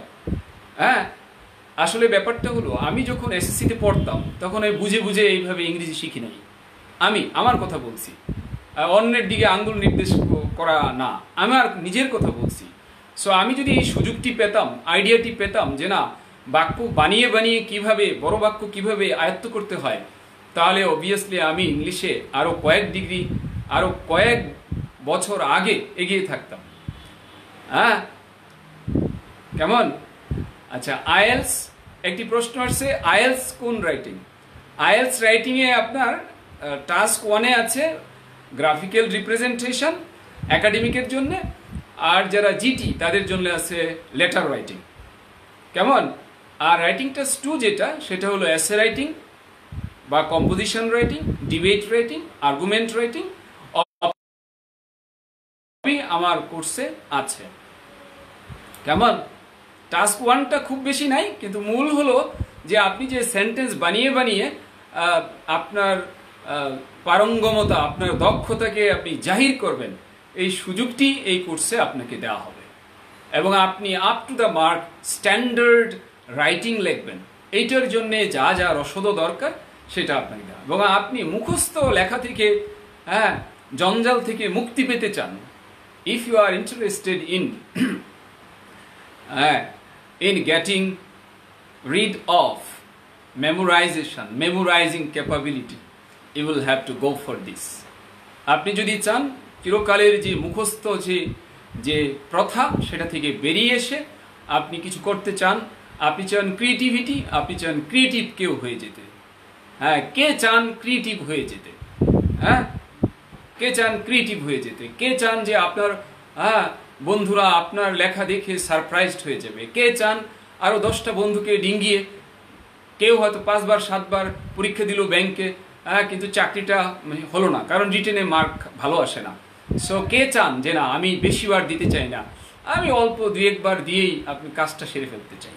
তাদের জন্য আমি বলছি, কে চান ভালো স্কোর আইএলসে পেতে? তাদের জন্য উচিত হলো যে আইএলস তো আপনি করবেন, তার আগে আপনি নিজেকে ঝালাই করে নেন, কারণ আইএলস অ্যাডভান্সড একটি কোর্স। এর আগে যদি আপনি নিজেকে একটু ঝালাই করে নিতে পারেন তাহলে খুবই ভালো, যার পর নাই ভালো। আপনার অসাম পারফরমেন্স, আপনার আউটস্ট্যান্ডিং পারফরমেন্স, আপনার ফেনোমেনাল যে রিয়েলিটি, আপনি এটি শো করতে পারবেন এবং আপনার খুব ভালো লাগবে যখন আপনার স্কোরটা অন্যের সামনে হাজির করবে। সো যে এসএসসি পরীক্ষা দিচ্ছে সে কি করে? মুখস্থ করে ভুলে গেলে পরে দেখা যায় ওই মাঝখানে এমনি ছেড়ে দিয়ে আসে। সো যদি কেউ একটু বাক্য বানানো বুঝে বুঝে শিখে কিভাবে স্মার্ট বাক্য লিখতে হয়, তাহলে সে মুখস্থ করবে, আমি মানা করলেও থামাতে পারবো না। বাট নিজের যে একটা বিপদের সময় যদি এমন হয় যে কমন পড়ে নাই, তখন কি আমি তো চেষ্টা করতে পারবো নিজে নিজে প্রডিউস করে লিখতে। আর এর জন্যে best approach is to go for advanced writing. Advance writing সাজানো শুরুতেই হলো পেসেজ অনুবাদ, সেন্টেন্স অনুবাদ না। ধরুন আজ তো আমরা সেন্টেন্স অনুবাদ করলাম, একটা সেন্টেন্স অনুবাদ করলাম, তারপরও এখনো কিন্তু ক্লিয়ার না, কারণ এই সেন্টেন্স অন্তত 20-30টা করলে হয়তোবা এই জিনিসটা আয়ত্ত হতে পারে। আমরা জাস্ট এখানে আপনাকে একটা নমুনা দেখাতে পারি যে এইভাবে আমরা পড়াবো, কিন্তু এইখানে সত্যিকার অর্থে পড়িয়ে দেয়া সম্ভব না। পড়িয়ে দেয়া সম্ভব না, কারণ এটা দাবি করলে ঠিক হবে না। অনেকে আছেন তারা মনে করেন যে না আমি তো দক্ষ, আমি লাইভগুলো করেই আমি করে ফেলবো। হ্যাঁ, যদি আপনি পারেন আমাদের কোনো আপত্তি নেই, কারণ আমরা তো লাইভ ওপেন করে দিয়েছি। কিন্তু লাইভটা কেন? জাস্ট নমুনা দেখানোর জন্য। মনে করেন আমি গেলাম চালের দোকানে চাল কিনবো, তখন আমি বলি ভাই দেখি একটু কেমন চালটা, তো তারা এই 1 মুঠের মধ্যে করে একটু দেখায় এনে, তারপর যদি আমার একটু ঘষা টসা দিয়ে আমি নজরে যদি পছন্দ হয় তা বললাম ঠিক আছে 10 কেজি দেন। এখন মানুষ কম কিনে, কারণ ওই যে বুঝেন না নানান ঝামেলা। এখন মানুষ ওয়েট কমায়, বেশি দিন বাঁচতে চায়, সুখী হতে চায়, স্বাচ্ছন্দ্যপূর্ণ জীবন চায়, তো এই জন্যে তারা চাল কম কিনে, অন্য বিকল্প খাবার খায় যাতে বডিটা ফিট থাকে, তাই না? এছাড়া নানান ঝামেলা তো আছেই, ডায়াবেটিক বা তারপর হার্ট পেশেন্ট, আরও নানান জটিলতা। ভাত খেলে একটু বেশি আর কি ঝামেলা, এই জন্যে কম কিনে মানুষ, বাট আগে নমুনাটা দেখে। তো আমার লাইভ ক্লাসটি হলো একটি নমুনা দিয়ে আপনার তৃপ্তি হবে না। দাদা আমরা তো বলতাম যে ভাই দেন, আপনি যে মুড দেখালেন আমি এটা নিয়ে চলে যাই, এটি না, বরং আমরা কি করি 10 কেজি নিয়ে আসি, 5 কেজি নিয়ে আসি। কেন বলছি? আমি দেখেছি এরকম, আমাকে ফোন দিয়ে খুব আগ্রহ প্রকাশ করেছেন, পরে দেখি উনি নাই, কারণ উনি দেখলেন যে আমি কেন বোকামি করব, লাইভ দেখি পেয়ে যাচ্ছি, আমি তো এমনিই পাচ্ছি ফ্রি অফ কস্ট। হ্যাঁ, আনডাউটেডলি আমরা তো এটা ফ্রি দিয়েছি, বাট ফ্রি কোনো জায়গায় ওইটা কি হয় না, তৃপ্তি হয় না। কারণ আমরা দেখবেন গুগলে বিভিন্ন জায়গায় দেয়া আছে ফ্রি স্যাম্পল, আর পরে দেয়া আছে যে সাবস্ক্রাইব করার ব্যবস্থা। তো আমি তো দেখেছি মেটেরিয়াল বানাবো, ফ্রিটা দেখেছি, কিন্তু আরও অনেক গুরুত্বপূর্ণ জিনিস রয়ে গেছে যেটা পারচেজ করে পাওয়া গেছে। তো পারচেজ করে পরে তো আমি আশ্চর্য হয়ে গেলাম, আরে পারচেজ করে আসলেই তো, কারণ এটা জাস্ট দেখানো যে হ্যাঁ দেখেন এই জিনিস পাবেন যদি আমারটা আপনি পারচেজ করেন, সাবস্ক্রাইব করেন। সো আপনার গোডাউন রয়ে গেছে আপনার জুম ক্লাসে, আর লাইভে এটা একটা নমুনা, স্যাম্পল। আচ্ছা, এখানে বলেছেন আমি চাই স্যার কি তমা, আমি মোটামুটি পারি, আমি কি অ্যাডভান্স শুরু করব? কোনটি ভালো হবে স্যার? মোটামুটি পারেন, আনডাউটেডলি আপনি যাবেন অ্যাডভান্সডে। আর যদি বেসিক নিয়ে আপনি সন্দিহান থাকেন, কনফিউজড থাকেন, সেই ক্ষেত্রে আপনি যদি দুটো করেন তাহলে খুবই ভালো। কারণ প্লাস পয়েন্টটা দেখুন, এখন কিন্তু দুটো কোর্স করতে পাচ্ছেন অফলাইনের একটি কোর্সের পেমেন্ট দিয়ে। হ্যাঁ, এবং আপনি দেশের যে জায়গায় থাকুন না কেন, আপনি ক্লাস করতে পাচ্ছেন আমি হাসান স্যার এর সাথে। মানে আমি মনে করেন আমি একজন কোচ আছে না, হ্যাঁ আমি একজন কোচ, আমি একজন ট্রেনার। সো আমার অনেক ট্রেনি আছে যারা আমার কাছ থেকে ট্রেনিং করছেন। তো আপনি নিজেকে চিন্তা করতে পারেন আপনি একজন ট্রেনার হয়ে কিন্তু কাজ করছেন। হ্যাঁ, সো এটা আপনার জন্য বিরাট একটা অর্জন হবে। আর যখন অফলাইনে চলে যাবেন তখন ক্লাস করতে হলে সবাই কিন্তু আমার ক্লাসটা পাবেন না, এতটা সুযোগ পাবেন না। আর এখন আমি যতটা ফ্রি হয়ে ক্লাস নিচ্ছি অফলাইনে কিন্তু এতটা পারবো না, কারণ আমার কিছু অফিসিয়াল কাজ আছে কর্পোরেটে, যেখানে ক্লাসের সংখ্যা সীমিত থাকে। আর এখন কোনো কর্পোরেট দায়িত্ব নাই, এখন বাসায় বসে এই যে মনে করেন চালাচ্ছি, বক্তৃতা দিচ্ছি, স্পিচ দিচ্ছি। হ্যাঁ, কাজেই এই যে সুযোগটি আপনি নেন, সুযোগটি হাতছাড়া করবেন না। আচ্ছা, এখানে সাইদুল মাহমুদ ভাইয়ের একটি বক্তব্য। স্যার, আমি একটি প্রশ্ন করছিলাম দুবাই থেকে, আমি ইংলিশ বলতে বলতে শিখেছি, এখন যদি আমি ক্লাস শুরু করি কোথায় থেকে শুরু করব একটু বলবেন কি? আমার ইচ্ছে আপনার এখানে ক্লাস করতে। হ্যাঁ, আপনি আমার জুম ক্লাস একটি করেন, আপনি আমাকে মেসেঞ্জারে নক দিন এবং লিখে দেন হ্যাঁ যে এই যে লাইভে আপনার কথা শুনেছিলাম বা আমি প্রশ্ন করেছিলাম, কেমন?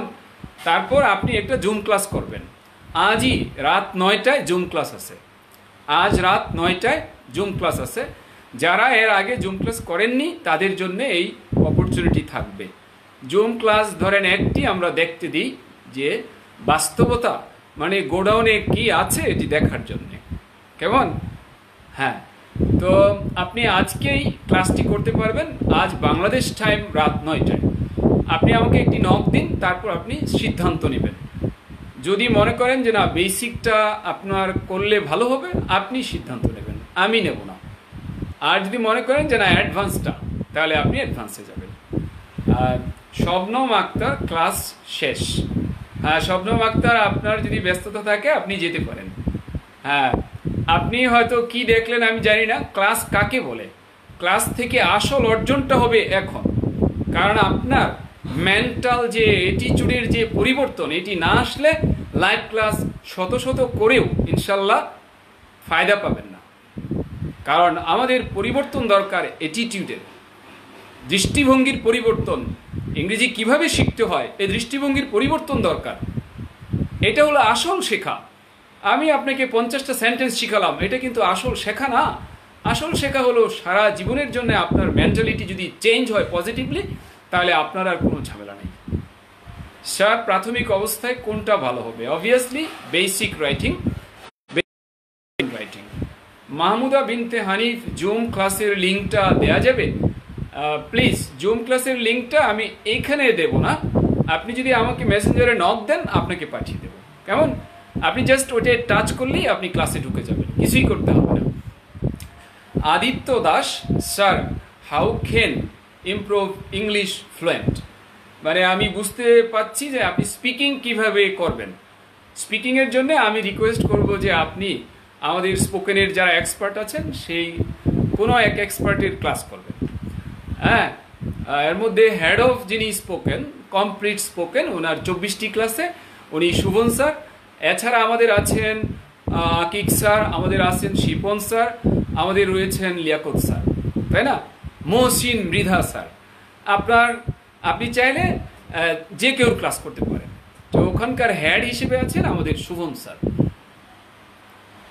আচ্ছা স্যার, আমি এখন আসলাম তাই বলছি শেষ।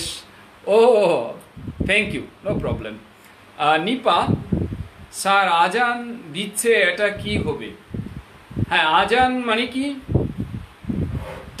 টার্ম বলাই ভালো, the adhan is taking place. The adhan is এই টেক প্লেস মানে ঘটা, সংঘটিত হওয়া, হ্যাঁ। অথবা আপনি বলেন দ্য আজান ইজ কন্টিনিউইং, দ্য আজান ইজ কন্টিনিউইং, দ্য আজান ইজ অনগোয়িং। এভাবে প্রত্যেকটা আপনি চালাতে পারবেন। কেমন? আজান এটা একটা ট্র্যাডিশনাল ওয়ার্ড, এটা আমাদের ইংরেজি করা ঠিক না। কেউ লিখেছেন আজান মানে কলিং, কলিং ফর প্রেয়ার। কেমন? সেটা হ্যাঁ বলা যাবে, নো প্রবলেম। একজন ইংরেজি ভালো, কিন্তু আজান 21শে মেলা, 21শে বুক ফেয়ার বললে এটা মানায় না, সুন্দর হয় না। 21শে মেলা মানে 21শে মেলা, টার্মগুলো বদলাতে হয় না। ওকে, তাহলে ওই যে সেটি শুনে হ্যাঁ প্রশ্নের উত্তরটি নিয়ে নেন। প্রশ্নের উত্তরটি হলো ভোকাবুলারি কিভাবে পড়ব, ভোকাবুলারি কিভাবে পড়ব। এখন আপনাদের ধৈর্য যদি হয় তবে আমি আবার হোয়াইট বোর্ডে যাব, মানে পয়েন্ট লিখে দেব, পয়েন্ট লিখে দেব। আর যদি মনে করেন যে না এখন আর শিখতে চাই না, তাহলে আমি শর্টলি বলে দিচ্ছি। আচ্ছা, আরেকজনের প্রশ্ন, শাহিনা আক্তার, হ্যাঁ, কাইফ কায়সা। আচ্ছা, dear sir I can't write, can't একসাথে হবে, write in English, but I want to learn it. I am totally housewife. No problem, আপনি যেখানেই থাকুন না কেন, যে কোনো জায়গায় থেকে আপনি স্কিলটি অর্জন করতে পারবেন। হ্যাঁ, যারা ভুল পথে অনেক চেষ্টা করেছেন তাদের চেয়ে যাদের চেষ্টা স্টপ আছে, পড়াশোনা শেষ করেছেন কিন্তু এখন প্র্যাকটিস করছেন না, তাদের জন্য আরও সুযোগ। হ্যাঁ, নতুন করে আপনি করবেন, খুবই ভালো হবে। সো আপনি বেসিক রাইটিং দিয়ে শুরু করেন। হ্যাঁ, আপনি খুব ভালো করবেন আনডাউটেডলি।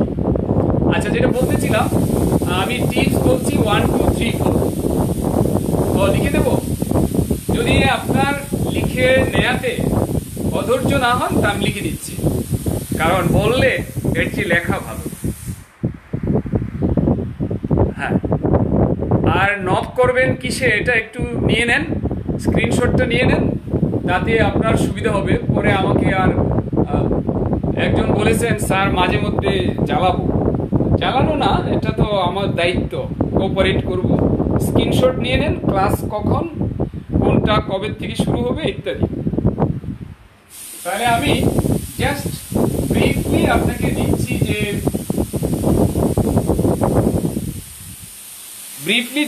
কি কি আপনার কাজ করতে হবে। আরেকটি প্রশ্ন, প্রবাসীদের জন্য কি কোনো স্পেশাল ক্লাস আছে? জানালে খুশি হব। সাইদুল মাহমুদ, আসলে ওইভাবে প্রবাসীদের জন্য আলাদা হয় না।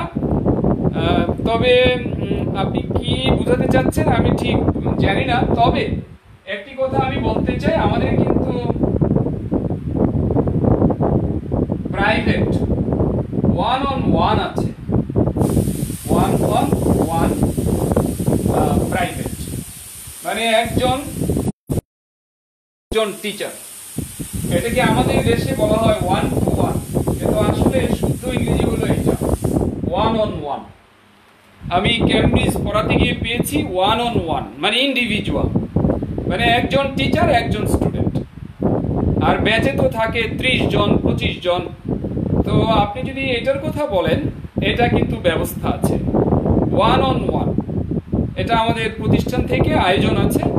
আপনি যদি ইন্টারেস্টেড হন তাহলে এই ব্যাপারে কথা বলতে পারবেন। আর এই যে এইটা জানা শুধু বিদেশিরা থাকবেন ওইটার কোর্স হবে এরকম নাই, এটা অর্গানাইজ করা টাফ। তবে প্রাইভেট এটা আছে আমাদের, এটি অল দ্য ইয়ার রাউন্ড চলে, মানে ধরেন এই প্রতিষ্ঠান চলছে অনেক দিন যাবত এটা চলে প্রাইভেট। ধরেন এমনও আছে যে একজন ভিআইপি মানে একদম ধরেন বড় লেভেলের ভিআইপিরও তো আবার মাত্রা আছে, বড় লেভেলের ভিআইপি। একটা প্রজেক্ট ছিল আমাদের, হ্যাঁ, PELP, হ্যাঁ, সেখানে 2.5 লাখ ছিল পেমেন্ট। একজন ভিআইপি ওনাকে গিয়ে বাসায় পড়িয়ে আসতাম, আমাদের এটা সিস্টেম ছিল। এখন তো করোনাকালীন কারো বাসায় যাওয়া যায় না, তবে অনলাইনে প্রাইভেট 1-on-1 সার্ভিস আছে। আর যদি আপনি ব্যাচে করেন তাহলে আমাদের বাংলাদেশি যারা আছেন আর যারা বিদেশি আছেন, বিদেশিও তো বাংলাদেশি যারা করবেন, তো একই ব্যাচে করবেন। এই আপনি যদি এইটার কথা বলে থাকেন তো আমাকে মেসেঞ্জারে নক দিয়ে জানাবেন, তারপর যথাযথ ব্যবস্থা প্রতিষ্ঠানের পক্ষ থেকে আমরা নেব। হ্যাঁ, ভোকাবুলারি আয়ত্ত করার technique, how to memorise. Z দিলাম, এটা এসও দেওয়া যায়, ভোকাবুলারি।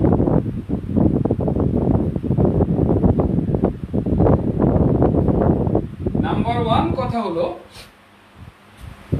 অর্থ সহ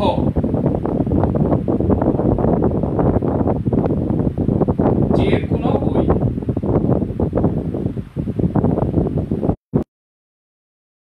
দৈনিক অন্তত 2-1 পৃষ্ঠা পড়ুন। এখানে যারা বিগিনার লেভেল তারা পড়বেন পাসপোর্ট টু গ্রামার।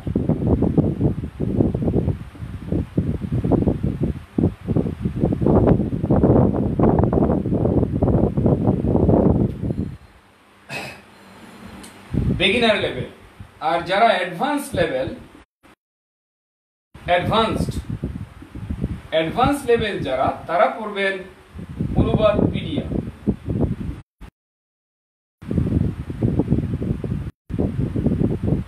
বলতে পারেন অন্য কোনো বই পড়বো না, দেখুন অন্য কোনো বইয়ের ব্যাপারে বাংলা ব্যাখ্যা সহ আছে।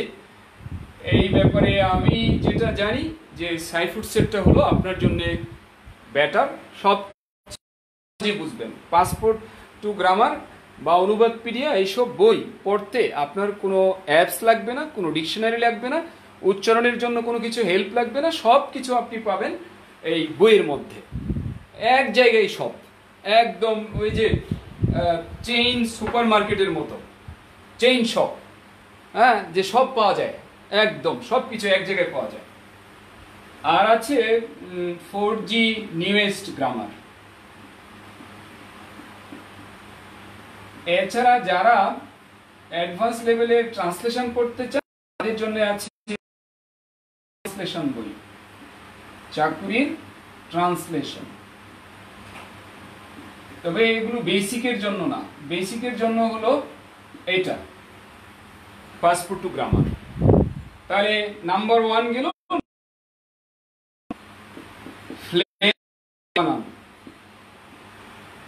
ফ্ল্যাশ কার্ডস তৈরি করেন।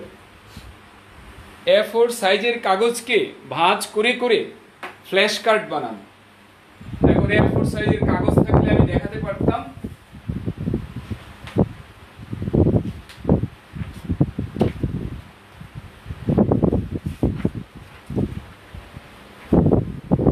আচ্ছা, আপনারা বুঝবেন, A4 সাইজের কাগজকে ডবল ভাঁজ করলেন, তারপর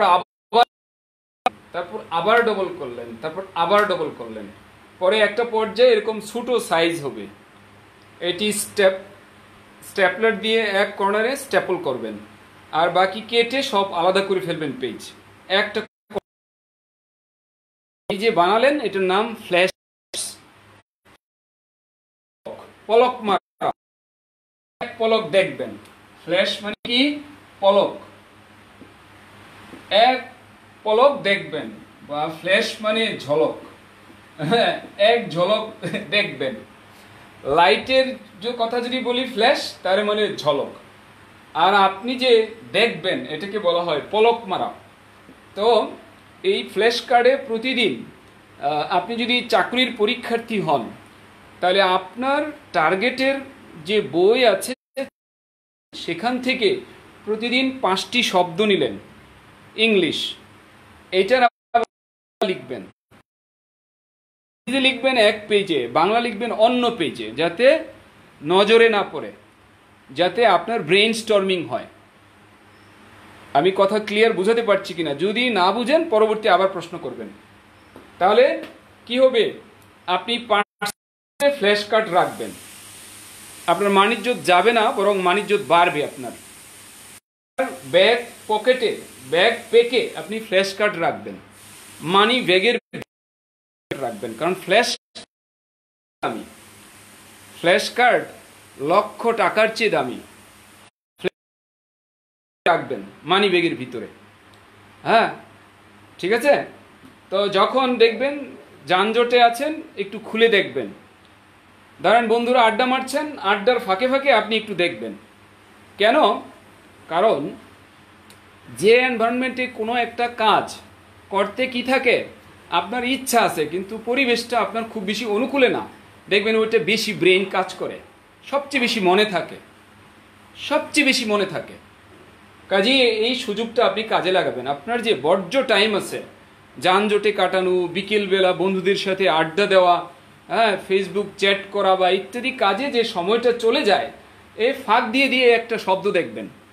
আপনি সারা দিনে 5টা শব্দ দেখলেন, বেশি দরকার নেই, তাহলে মাস শেষে 150 শব্দ হয়। আর আপনি যখন 1 সপ্তাহ 2 সপ্তাহ করবেন, তখন দেখবেন না খাইলে যেরকম ক্ষুধা লাগে, ওই ফ্ল্যাশ কার্ড না পড়লে আপনার ক্ষুধা লাগবে। শুনতে কেমন লাগে না, যে ইংরেজি পড়বো, ইংরেজি মিস গেলে নাকি আবার ক্ষুধা লাগবে। কখন? যখন আপনার এটা করতে করতে মজা পাবেন। তো এই কাজটি করতে পারেন।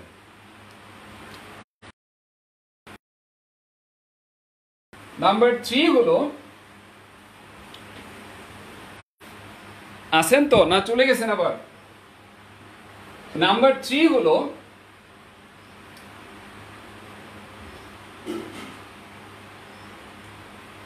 আপনি গ্রুপ বানান। এখন তো খুব সুবিধা, গ্রুপ কম্পিটিশন হবে। কম্পিটিশন হবে, ধরেন প্রতি সপ্তাহ 1 সপ্তাহ অন্তর অন্তর আপনি আয়োজন করলেন কম্পিটিশনের, যে ভোকাবুলারি কম্পিটিশন। সেই গ্রুপে আপনারা শব্দ, আপনার ফ্ল্যাশ কার্ডটা আপনি দিলেন ওখানে, হ্যাঁ, আরেকজনেরটা দিল, এইভাবে ধরেন 3, 4 জন 5 জন মিলে গণ হলে দেখা যায় সেটা কাজে লাগে না। গণ ফ্ল্যাশ কার্ড মানে গ্রুপ দিয়ে কোনো ফায়দা হয় না। একদম সলিড যে 2, 4, 5 জন, হ্যাঁ, যে আপনারা কম্পিটিশন করবেন। তাহলে কম্পিটিশন করলে আপনার অনেক উপকার হয়। মূল কথা, আপনাকে ব্রেইন স্টর্মিং এর কাজ করতে হবে। কম্পিটিশন, প্রতিযোগিতা যখন চলবে, তো এই ধরনের সুস্থ প্রতিযোগিতা আমাদের মধ্যে আনা দরকার। কিন্তু আজকে যুব সমাজে অসুস্থ প্রতিযোগিতা আপনি দেখবেন, অসুস্থ প্রতিযোগিতা। ফেসবুকে কী সব জিনিস নিয়ে যুব সমাজ কাজ করছে, এটা কিন্তু আমাদের জন্য খুবই ক্ষতিকর। আমরা ভালো জিনিস নিয়ে প্রতিযোগিতা করি, যেটা আমাদেরকে অনেক উপরে উঠিয়ে দেবে। সো কেন ভোকাবুলারি আমার কাছে অপছন্দের জিনিস থাকবে, করবো আমি? হ্যাঁ, তো এই কম্পিটিশন হলো। সেই ক্ষেত্রে আমি একটু অ্যাড করতে চাই, দেখবেন সাইফুডস প্রতিদিন একটা ভোকাবুলারি কিন্তু দেয়, খুব সুন্দর করে, হ্যাঁ, গ্রাফিক্যাল করে একটা ভোকাবুলারি দেয়। এটি সাইফুডসের স্টাডি ক্লাবে দেখবেন, সাইফুডসের যে পেজ আছে সাইফুডস এডুকেশন, সেখানে করেন। বাকি আপনি ফ্ল্যাশ কার্ড তৈরি করতে শুরু করেন। তবে ফ্ল্যাশ কার্ড মনে রাখতে হবে, যেখানে ইংরেজি লিখবেন সেখানে বাংলা লিখবেন না। বাংলা লিখবেন ধরেন 1 নম্বর পেজে, ইংরেজি লিখবেন 10 নম্বর পেজে, যাতে আপনার নজরে না পড়ে, যাতে আপনি খুঁজতে খুঁজতে হয়, মানে শিখছিলে কোথায়, ঠেকছিলাম যেখানে। হলো আমার মনে হয় আর আপাতত দেয়া দরকার নাই। এছাড়া আপনি এটি ব্যবহার করেন, লেখার কাজে ব্যবহার করেন, যে শব্দ শিখতেছেন, হ্যাঁ, বাক্য তৈরি করেন, এইটা স্পিকিং করেন, সেই গ্রুপকে আপনি কাজে লাগাতে পারেন স্পিকিং এর জন্য, রাইটিং এর জন্য। আর যদি আপনার বাণিজ্যিক চিন্তা থাকে যে না আমি গ্রুপ বানাবো, আরে আগে ইংরেজিটা শিখি, আপনি আগে ইংরেজি শিখেন, আগ্রহটা বাকি থাকতে আগে ইংরেজিটা শিখেন, তারপর গ্রুপ দেবেন, আপনার মানুষ দিবে। হ্যাঁ, মধু থাকলে আপনার কাছে মৌমাছির মতো মানুষ আসবে আপনার কাছ থেকে কি ইংলিশের স্কিল নিতে। এরপরে যে কাজটি সেটা স্টার মার্ক দিয়ে লিখছি, সেটা আমার কথা না, একজন বিশেষজ্ঞ বক্তার কথা, মোটিভেশনাল স্পিকারের কথা, একজন মেমোরি বিশেষজ্ঞের কথা, যিনি স্পিচটা দিয়েছেন ব্রিটেনে। ওনার স্পিচটা আমি একটু শোনাচ্ছি। তার সারমর্ম হলো এটা: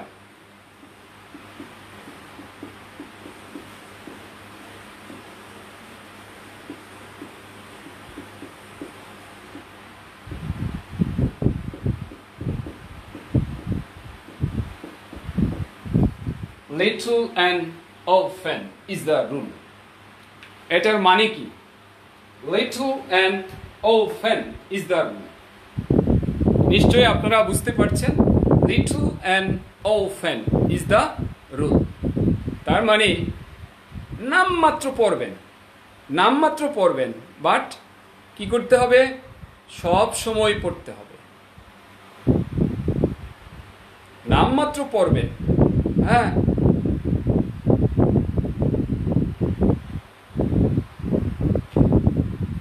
দেখুন, নামমাত্র পড়বেন কিন্তু সব সময় পড়বেন। তো আমি যে টেকনিকটা বললাম, ফ্ল্যাশ কার্ডের টেকনিক, সেটা কি? আপনি যানজটে আছেন, এই 2-4-5টা শব্দ দেখলেন। আপনি খেলার মাঠে আছেন, ফাঁক দিয়ে চুরি করে একটু দেখবেন। চুরিবিদ্যা খুবই ভালো যদি ভোকাবুলারি শেখা হয়, প্রিপোজিশন শেখা হয়। এই ভোকাবুলারি আর প্রিপোজিশন চুরির মধ্যে চুরি করে শিখে ফেলবেন, দেখবেন এত মজা, আপনার এত মনে থাকবে। সবচেয়ে বেশি মনে থাকে যদি এই কাজটি করে। তাহলে লিটল অ্যান্ড অফেনের ব্যাখ্যা হলো, আপনি দিনে 10 বার 15 বার এই 1 মিনিট 1 মিনিট ভোকাবুলারি পড়বেন। লিটল মানে নামমাত্র, একটা ভোকাবুলারি বেশি পড়া দরকার নেই, কিন্তু দিনে 10 বার 15 বার 20 বার আপনার যতক্ষণ ভালো লাগে পড়ার জন্য পড়া। জাস্ট মন চাইছে একটু দেখি, এটা কোনো সিরিয়াসলি নেবেন না। সিরিয়াসলি নিলেই আমাদের কোনো কাজ হয় না, এমনি খেলার ছলে। হ্যাঁ, আপনারা নিশ্চয়ই জানেন যে একটা আমাদের বাচ্চাদেরকে শেখানোর জন্য ইউনিসেফ থেকে একটা সিস্টেম আছে যে গেম খেলা।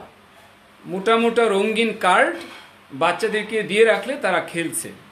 এই ধরেন সেখানে আছে শেরে বাংলা সম্বন্ধে কিছু গল্প আছে, সেখানে বেগম রুকিয়া সম্বন্ধে আছে, সেখানে ধরেন আমাদের যারা আছেন বঙ্গবন্ধু সম্বন্ধে একটা কার্ড আছে, হ্যাঁ, জিয়াকে নিয়ে একটা কার্ড আছে, এইভাবে এরশাদকে নিয়ে একটা কার্ড আছে, এভাবে যত ইম্পর্টেন্ট ব্যক্তি আছেন তাদেরকে নিয়ে একটা কার্ড। তো বাচ্চা কি করছে? খেলছে। পরে এই যে ধরেন 3-4 বছরের বাচ্চা, তাকে হয়তো সে বলছে, হ্যাঁ, তাকে হয়তো বলছে কেউ পড়িয়ে দাও না, তাই বলছে যে দেখো এই যে এটা আছে এখানে। তারপর আস্তে আস্তে কি হলো, তার পড়ার প্রতি একটা আগ্রহ জন্মালো।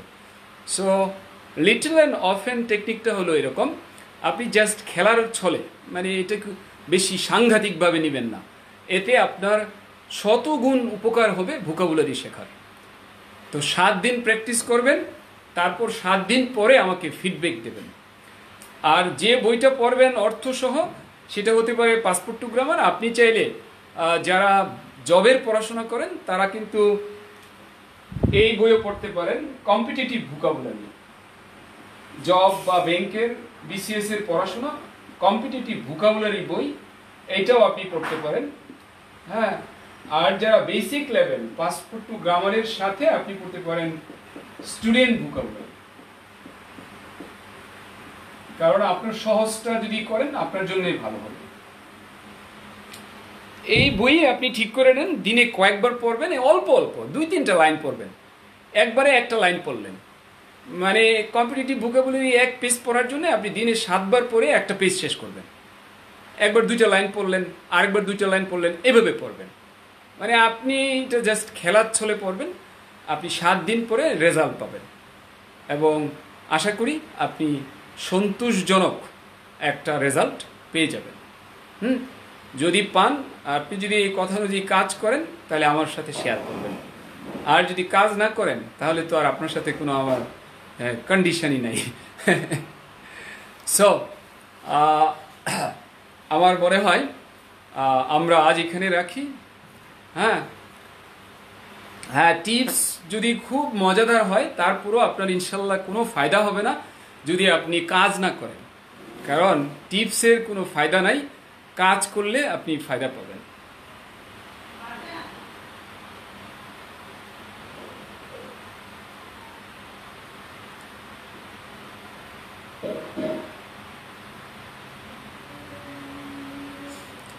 হাসান মিসবা লিখেছেন ইংলিশ রাইটিং ইমপ্রুভ কিভাবে করা যায়। দেখুন, আমি তো পুরো কোর্সে এই কথাই বলতেছিলাম, আপনি হয়তো পরে জয়েন করেছেন। সব ধরনের সেন্টেন্স বানানো আপনি শিখবেন, আর এটার জন্য আপনার প্রাথমিক লেভেল হলো যে আমাদের বেসিক গ্রামার অ্যান্ড রাইটিং কোর্সটা আপনি করবেন। আশা করি আপনার কিভাবে ইমপ্রুভ করবেন এটা না জেনেই আপনি ইমপ্রুভ করে ফেলবেন। আর সাইদুল মাহমুদ, না sir, I don't mention that for Bangladeshi. হ্যাঁ, এক্স্যাক্টলি, বাংলাদেশিদের জন্যেই, শুধু বাংলাদেশি যারা বিদেশে থাকেন তাদের জন্য আসলে ওইরকম। হ্যাঁ, সো আপনি করলে আমরা যারা আছি বাংলাদেশি তাদের সাথেই সব ভাই একসাথে করা এইটা। হ্যাঁ, আর যদি আপনি ওই যে ওয়ান অন ওয়ান ওরকম চিন্তা করেন, সেটাও আমাদের এখানে রয়েছে। সো অনেক সময় হয়ে গেছে। Thanks a lot. Thanks for being with Saifurs. Thanks for having patience. Allah Hafiz.